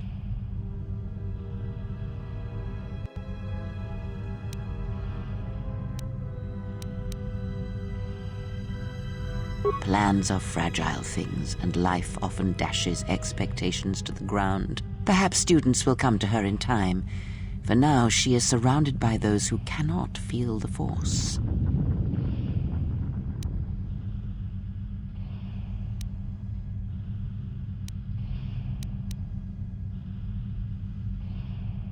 Yes, her servants are not Jedi.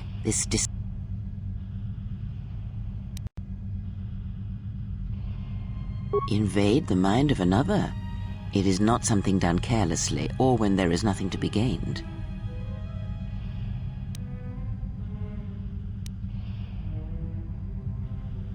Very well, let us depart.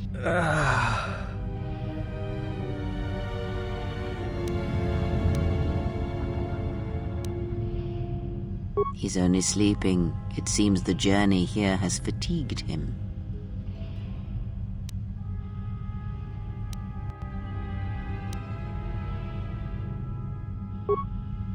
I am sorry, General. I must have lost consciousness in the crash.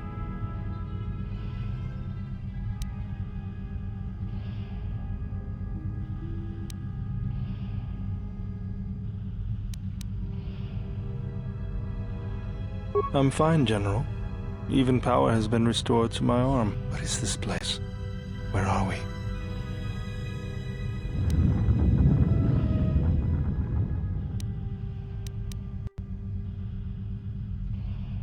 This must be where I had detected the energy readings before, and the drain to the restoration shields. This room, this place, it looks part of a huge polar irrigation system, possibly planet-wide, like the one on Coruscant. I had been told by the Republic that it was not in use.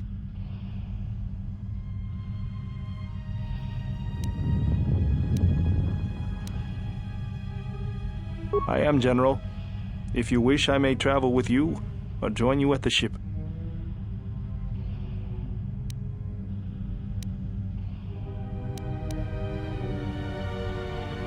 Very well, General.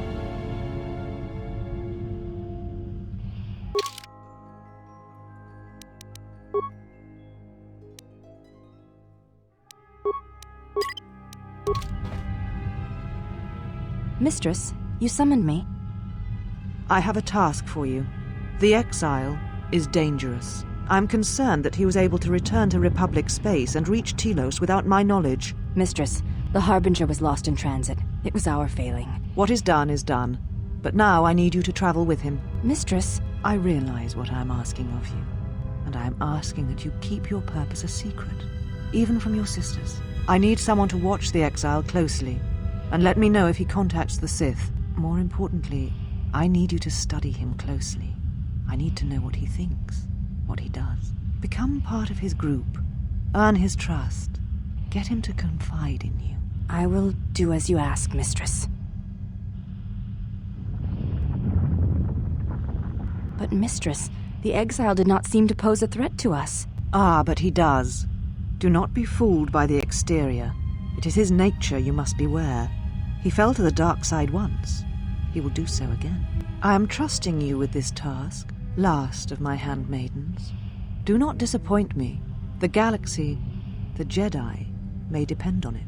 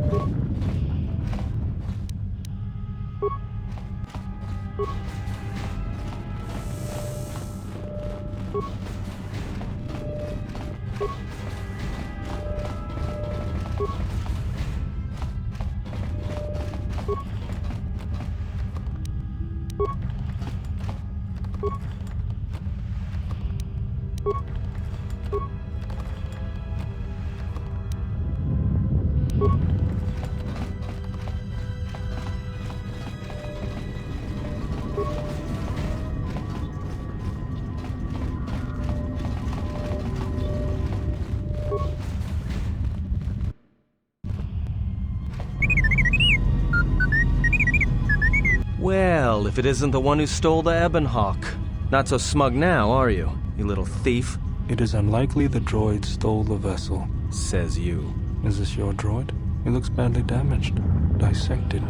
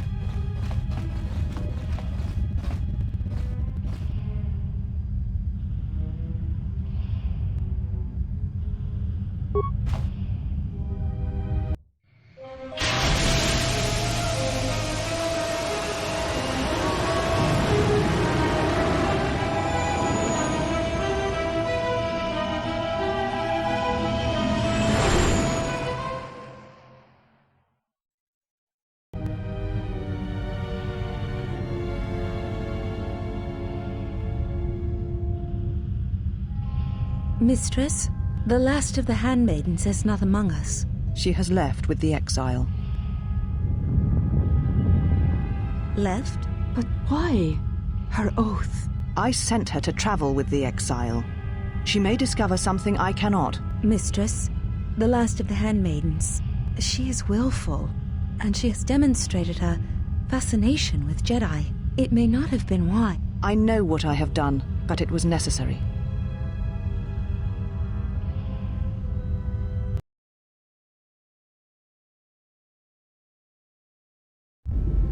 Well, now that we're off that Dejaric board of a planet, I say we burn sky until we see lines.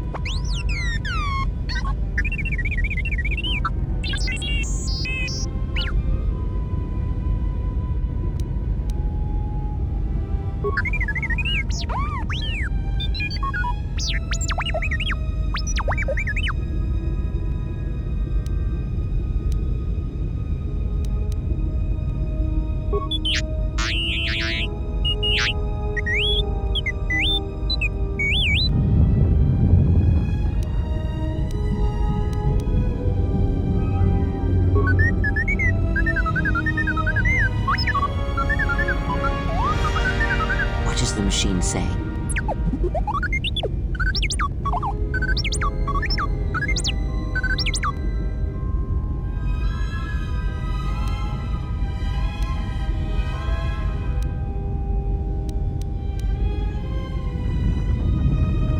We seem to have found it.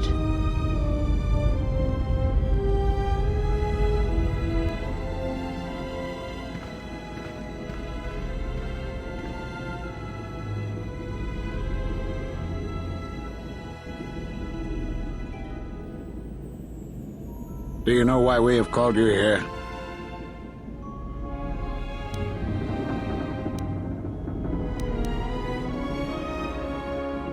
As Revan summoned you, so have you come full circle to return to the Jedi. Why did you defy us? The Jedi are guardians of the peace, and have been for centuries.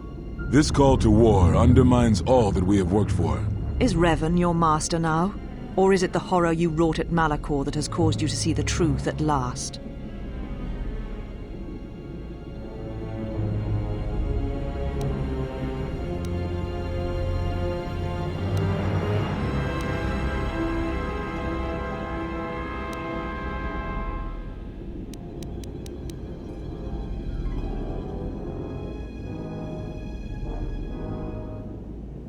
It is good you recognize this. It means you will understand why you must leave us. We feel that your true understanding of what happened at Malachor 5 will only happen in time, and it cannot happen here, near the battlegrounds where you fought. You are exiled, and you are a Jedi no longer. There is one last thing. Your lightsaber. Surrender it to us.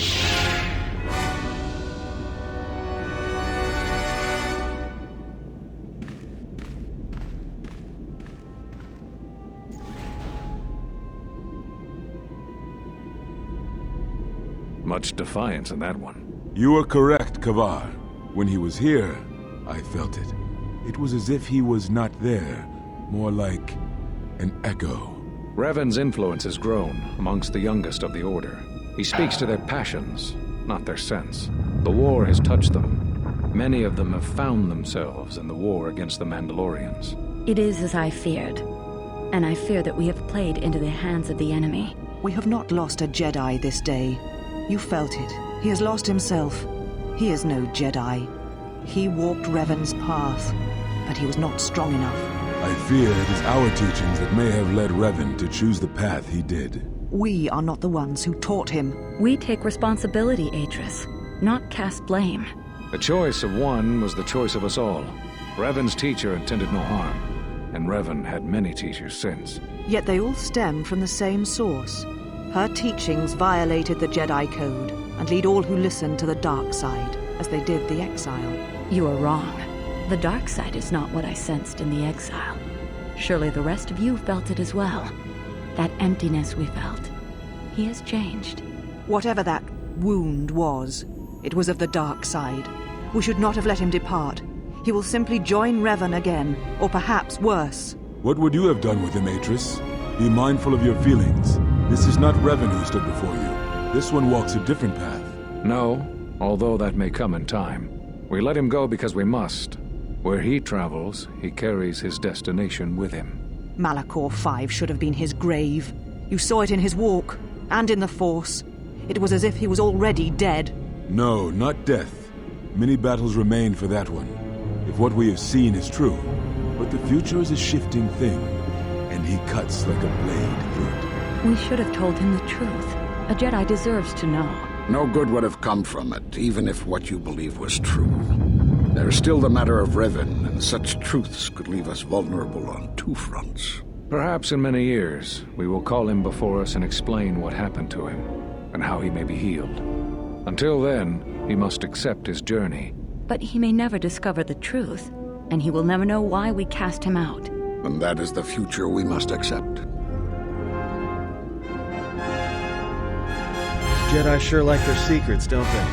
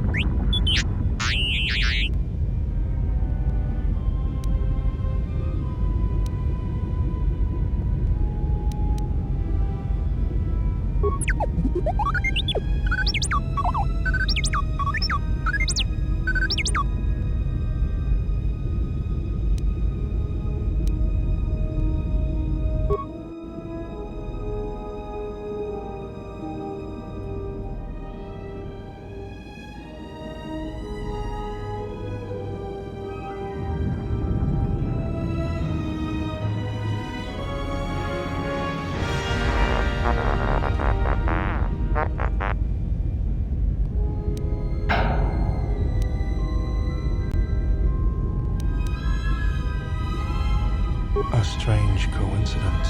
It is no coincidence.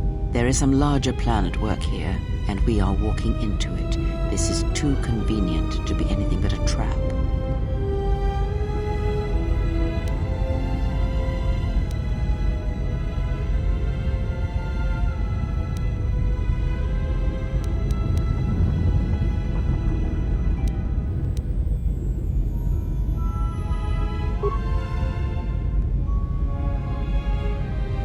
Those are Atris's records you have stolen. What the hell are you doing on our ship?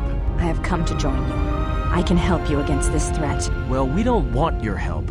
Or any of your sisters. If it comforts you to believe that, then so be it. But the enemies you face are many, and you will need all the help you can get. It is just me, and I am doing this because Atris believes you will need help.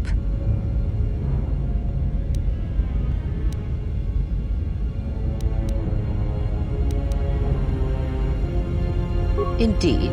But of course, what does one more matter to our journey? I have had enough of this. I will be in my chambers. Yeah, me too. I'll be in my chambers. But since I don't have any, I guess I'll just go to the cockpit like I always do.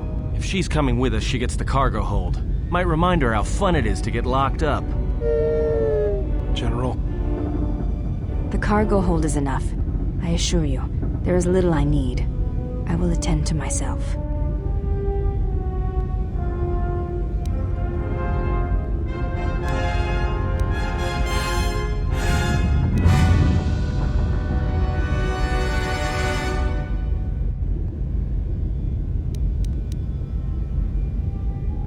It is no matter.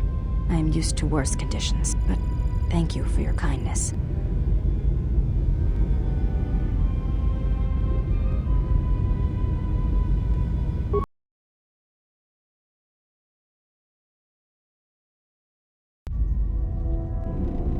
General, is there a reason you don't carry a lightsaber anymore?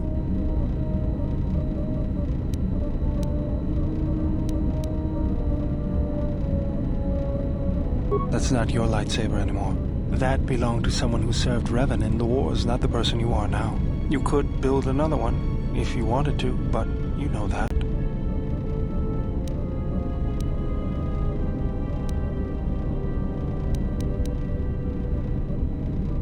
I don't know, General, but whatever the reason, you should put it behind you. I know this. A lightsaber is part of who you are. Without it, you're not complete.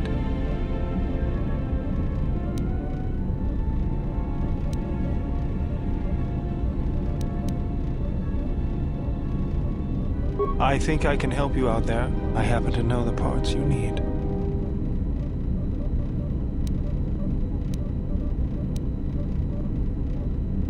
We need a power cell, emitter matrix, lens and focusing crystal. Though I have to admit the crystal is beyond my means. Never did understand them. Those parts are fairly common, though a Jedi once told me that it's best if your lightsaber reflects you, and if it is constructed of things that identify it as your own. Just bring the parts to me before you get started building it. I'll make sure they're usable. For the last time, no.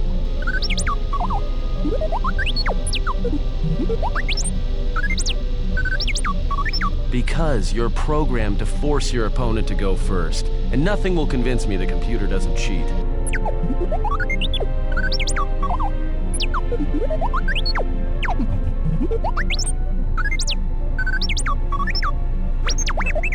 Even if I didn't have to go first and somehow I didn't suspect you of counting cards, I still wouldn't play with a trash compactor.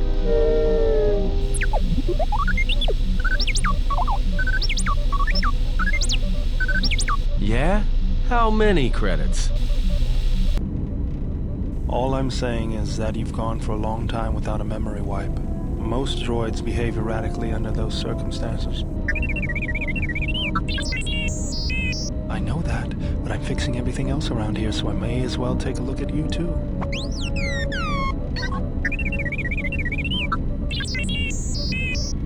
What was that? That's what I'm talking about. That is not normal droid behavior.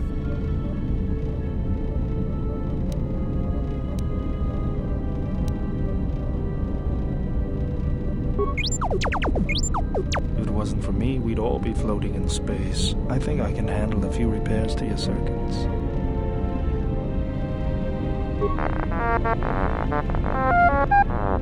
Good. Now let's get started. You wouldn't guess it from the outside, but it looks like you've been through a lot.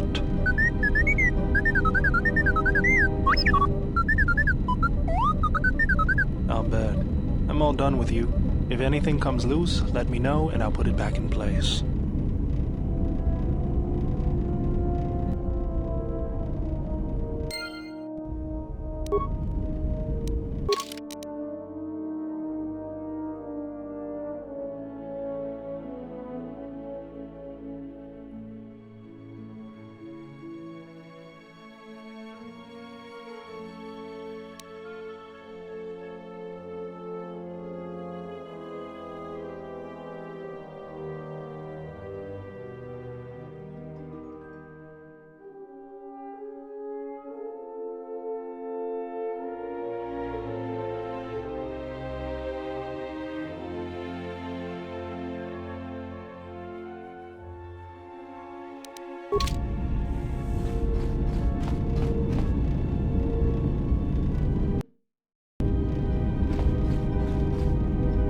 Hey, General, are you all right? You look like you've been standing too close to one of my shield generators.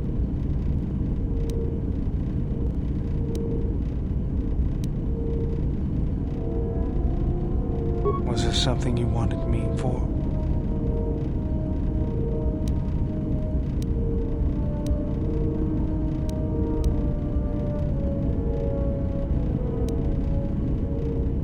Just working on the ship. I'm not sure who got her up and running, but I'm amazed she's even space-worthy. Whoever made these repairs doesn't think like most mechanics. But don't worry, I'll get everything in shape. General, need something?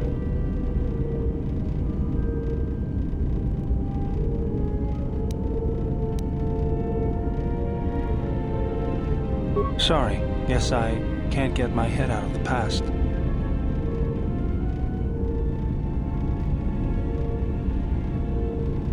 I moved around for a couple years. Working as a starship mechanic got me from place to place. I wasn't ready to settle down after the war.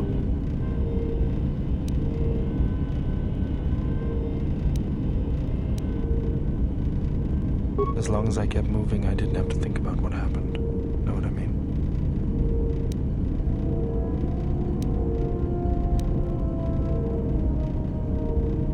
Mostly, I was angry. Angry about what I had done. About why I had done it. I decided I'd do something constructive. I wanted to make up for the things I'd done in the war. I wanted to design planetary shields, but there weren't many systems with the credits to spare. There was more that needed to be rebuilt and protected. I found out that Telos was going to be the flagship project for the Republic, and it sounded like something good. I saw Telos before the Sith raised it. He deserved a better fate. But Zerka ruined everything. I thought I could force Zerka out on my own, but I guess I can't fix everything myself.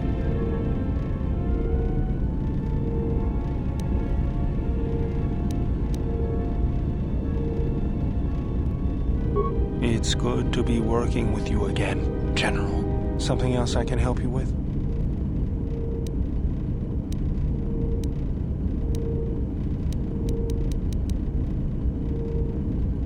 That old thing? I built him when I was a kid. Been following me around for years now, despite what I've done to try and chase him off. Hey, just kidding. I'm happy to have you around.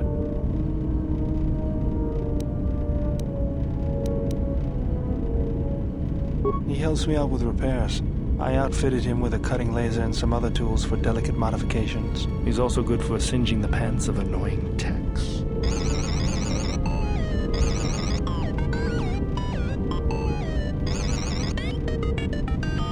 I've been thinking about doing some other work on him, but I barely have time. Too busy fixing up the ship.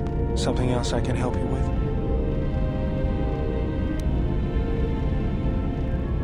I got tired of it. Kept dropping my hydro spanner. Figured I'd get a new one.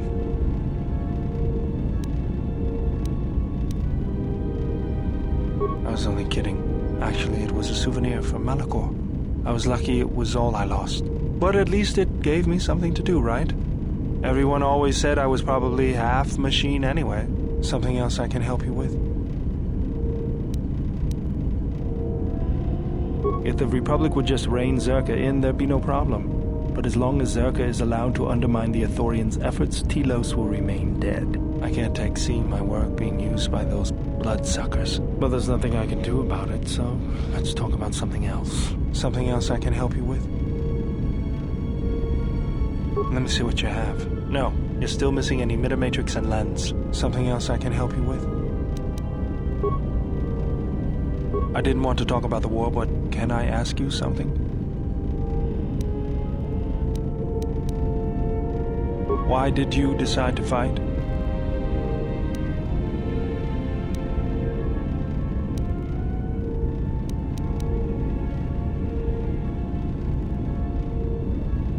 I felt the same way. I remembered when word of the Mandalorian attacks arrived on Iridonia. My people had colonies across the Outer Rim. Many of them were among the first systems to fall.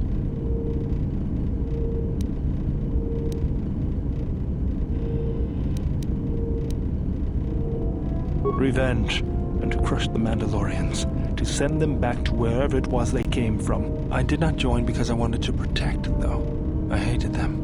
I wanted to destroy them, to give them the mercy they gave the people they conquered. I remember the thrill I felt when we fought them in battle. Victories were rare, but we celebrated every Mandalorian's death. Do you know how it felt?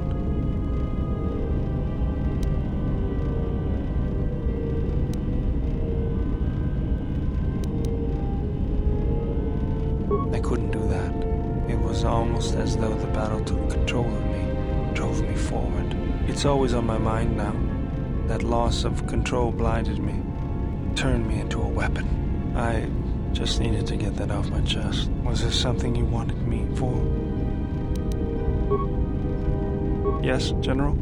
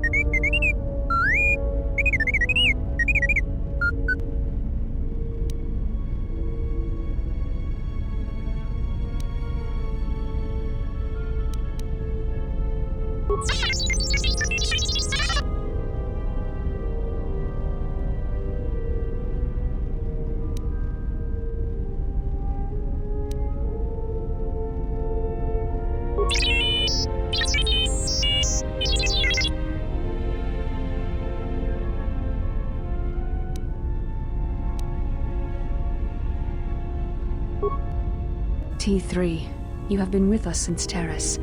Without you, we would never have escaped that place. And for that, I thank you. I'm leaving this message inside you because I have seen glimpses of the future. And the bond that he and I share does not allow him to hide everything from me. More of his memories have returned, and they trouble him. He has remembered something. Something on the edge of the galaxy, and he believes that he must go there to end it. But I am afraid for him. Afraid that he may not return. I need you to be the beacon, T3. If he is lost out there, on the edge of the galaxy, if he finds whatever terrible thing he has seen, then he may not survive. If he doesn't make it back, then I need you to return to the Republic. Find help. If you cannot find me, then seek out other Jedi. The Republic, I can't lose him, even if he believes he is protecting me.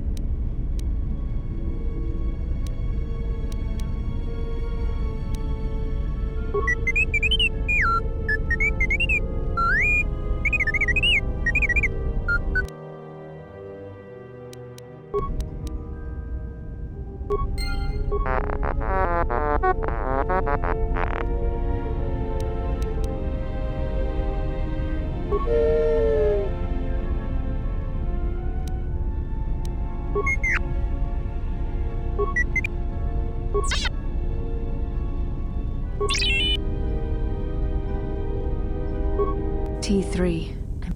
I...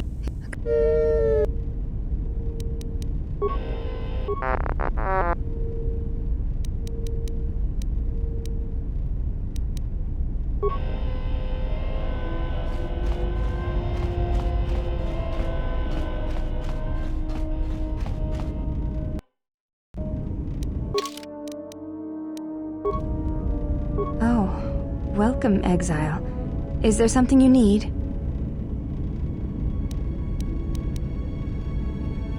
Yes, your features, your stance.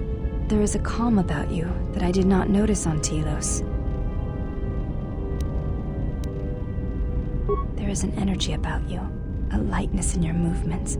It is something I have seen in only the most disciplined and revered of the Ichani weapon masters, yet it comes to you with ease.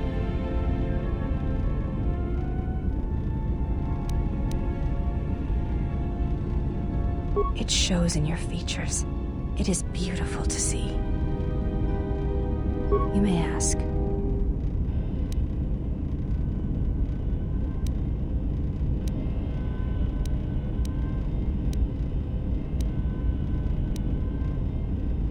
I am training, so that if danger should strike, my body and my reflexes will be prepared.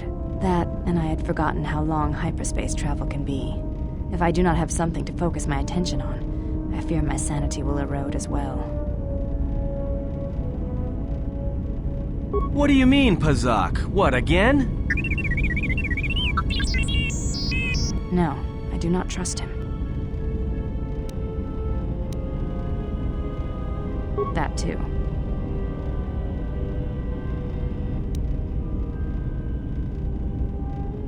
That is untrue. You and the Iridonian trust each other. Or at least the Iridonian trusts you.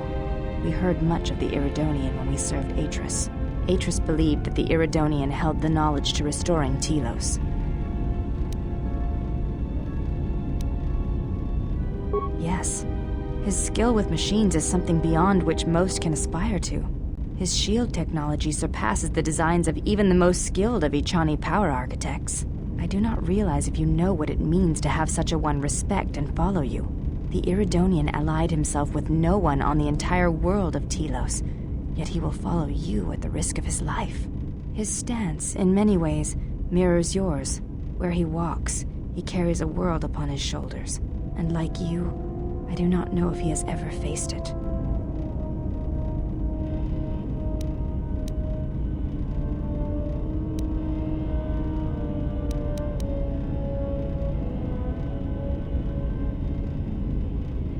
I will respect your wishes, and his. Forgive me.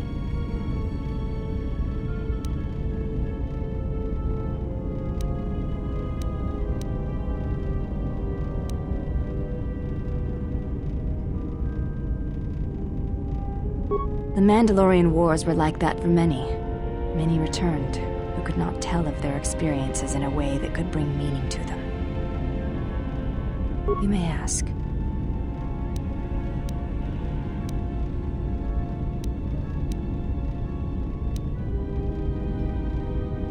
Before entering Atris's service, yes, I carried a name. as all the children of the Ichani do. It is not important. My title and rank is of consequence, not my name. I take value in Atris's service, not in myself.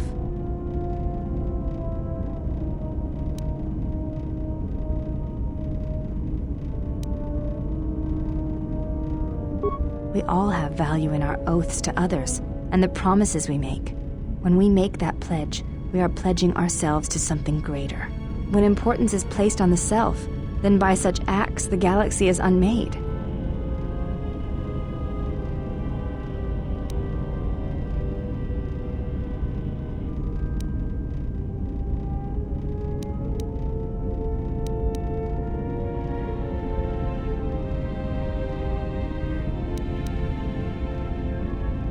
If reasons of the self is why you turned away, then yes, perhaps there was a judgment there. But it was not intended as an attack.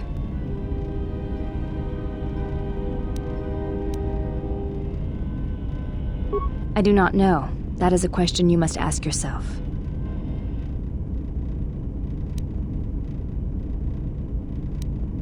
You may ask.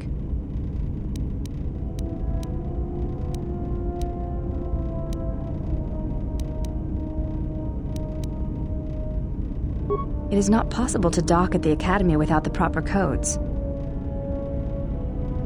Yes, but I could not give them to you.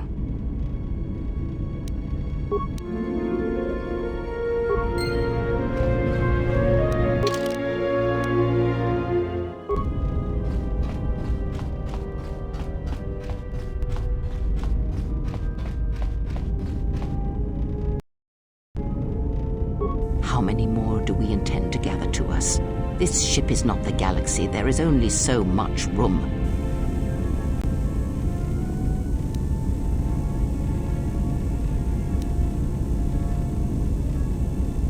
Is it?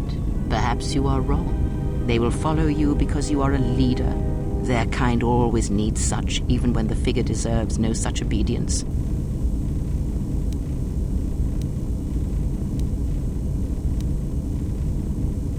Because I am not blind, that is why. I see what they see, hear their voices when they speak to you, and notice the change when they speak to others.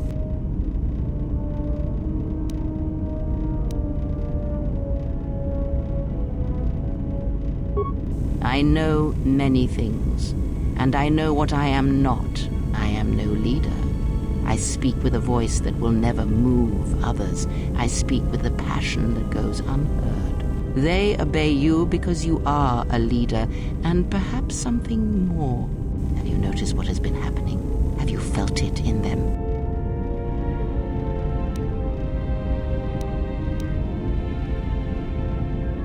The fool dances in your shadow for your favor. The woman, she worships you. The alien obeys you. Even within the machines, there are echoes. Watch them carefully. See their patterns, and recognize the strength in it. Influence can be a weapon, one that you may need before your journey is done.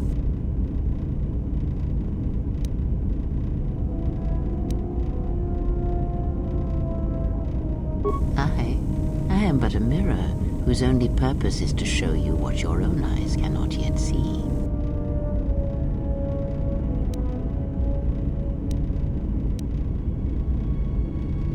Good, and then act upon it. It is a powerful tool to motivate others. That was Revan's way, I believe. It was a strength. Have you never asked yourself how Revan took the Republic and Jedi beneath him, how he made them his?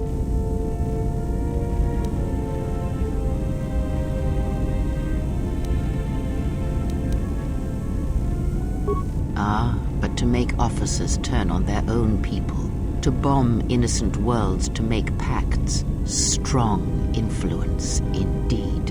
And where did these Sith teachings come from? And why did Revan embrace them so strongly? So many questions, yet the answers are few.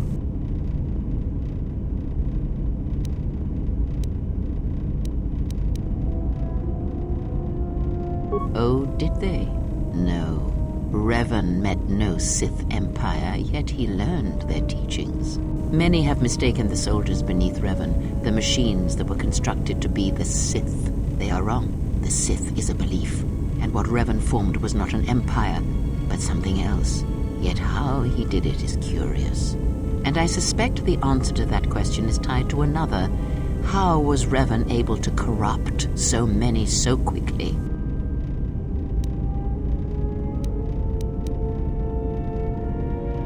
Not a one, but we shall see where our journey takes us, I think, and see how many answers we come across, yes. Ask, and I will answer.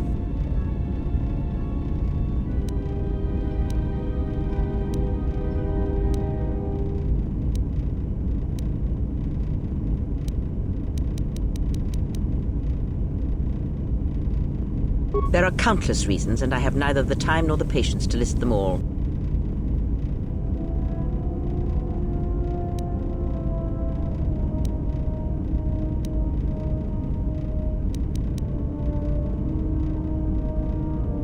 Do you think to turn her from Atris's will?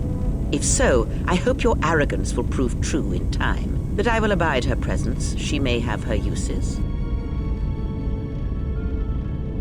Because Atris is a threat, and as much as she would try to use us against you, so may we use her servants against her. Do not see every enemy as an enemy. See them instead as an ally, whether they realize it or not. This situation may yet work to our advantage.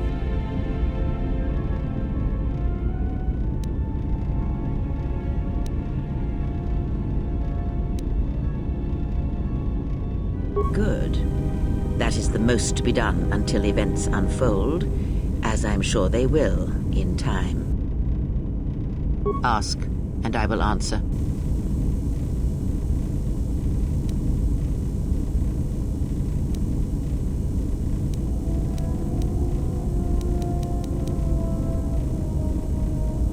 There is nothing wrong with my sight, if that is your question. I see all that I need. Though the seeing of things flesh and blood has failed me some time ago, they were distractions only. There is nothing wrong with my eyes. They simply have atrophied from use. They are adequate to distinguish shapes, silhouettes. If need be, I could heal them, restore my sight, but sight can prove a distraction. When one relies on sight to perceive the world, it is like trying to stare at the galaxy through a crack in the door. But that is a lesson for another time. You must learn to see crude matter for what it is, before the veil is lifted. Ask, and I will answer.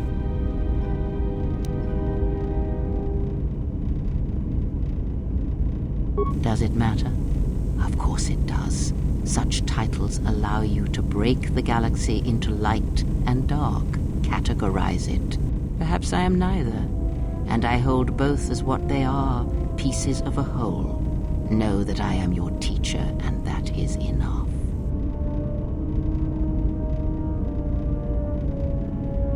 What do you wish to hear? That I once believed in the code of the Jedi? That I felt the call of the Sith? That perhaps once I held the galaxy by its throat? That for every good work that I did, I brought equal harm upon the galaxy? That perhaps what the greatest of the Sith Lords knew of evil they learned from me? What would it matter now? There is only so much comfort in knowing such things, and it is not who I am now.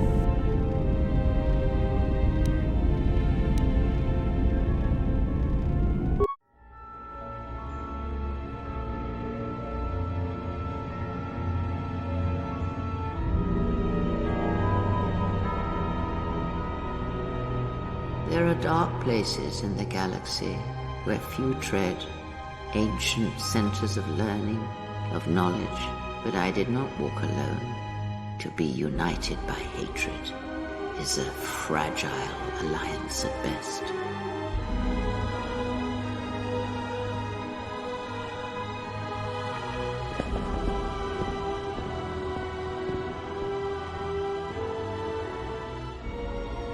But my will was not law. There were disagreements, ambition, and hunger for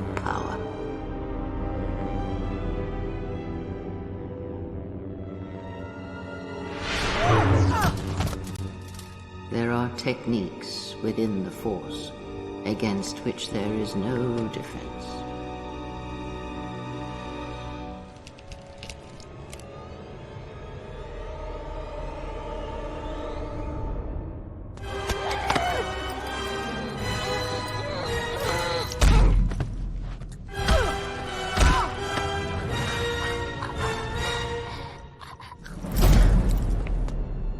I was cast down, stripped of my power, exiled.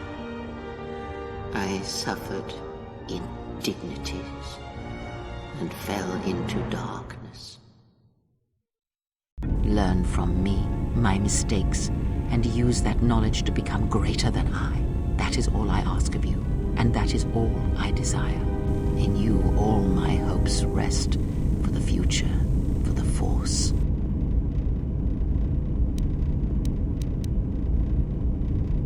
If it means so much to you, then this I swear to you upon my life, upon our lives, that when your training is complete, I will answer everything. There shall be no more shadows between us, only truth that exists between master and apprentice. Ask, and I will answer. Atris herself is not as familiar to me as perhaps she should be, yet I feel I know her, yes. Because Atris's path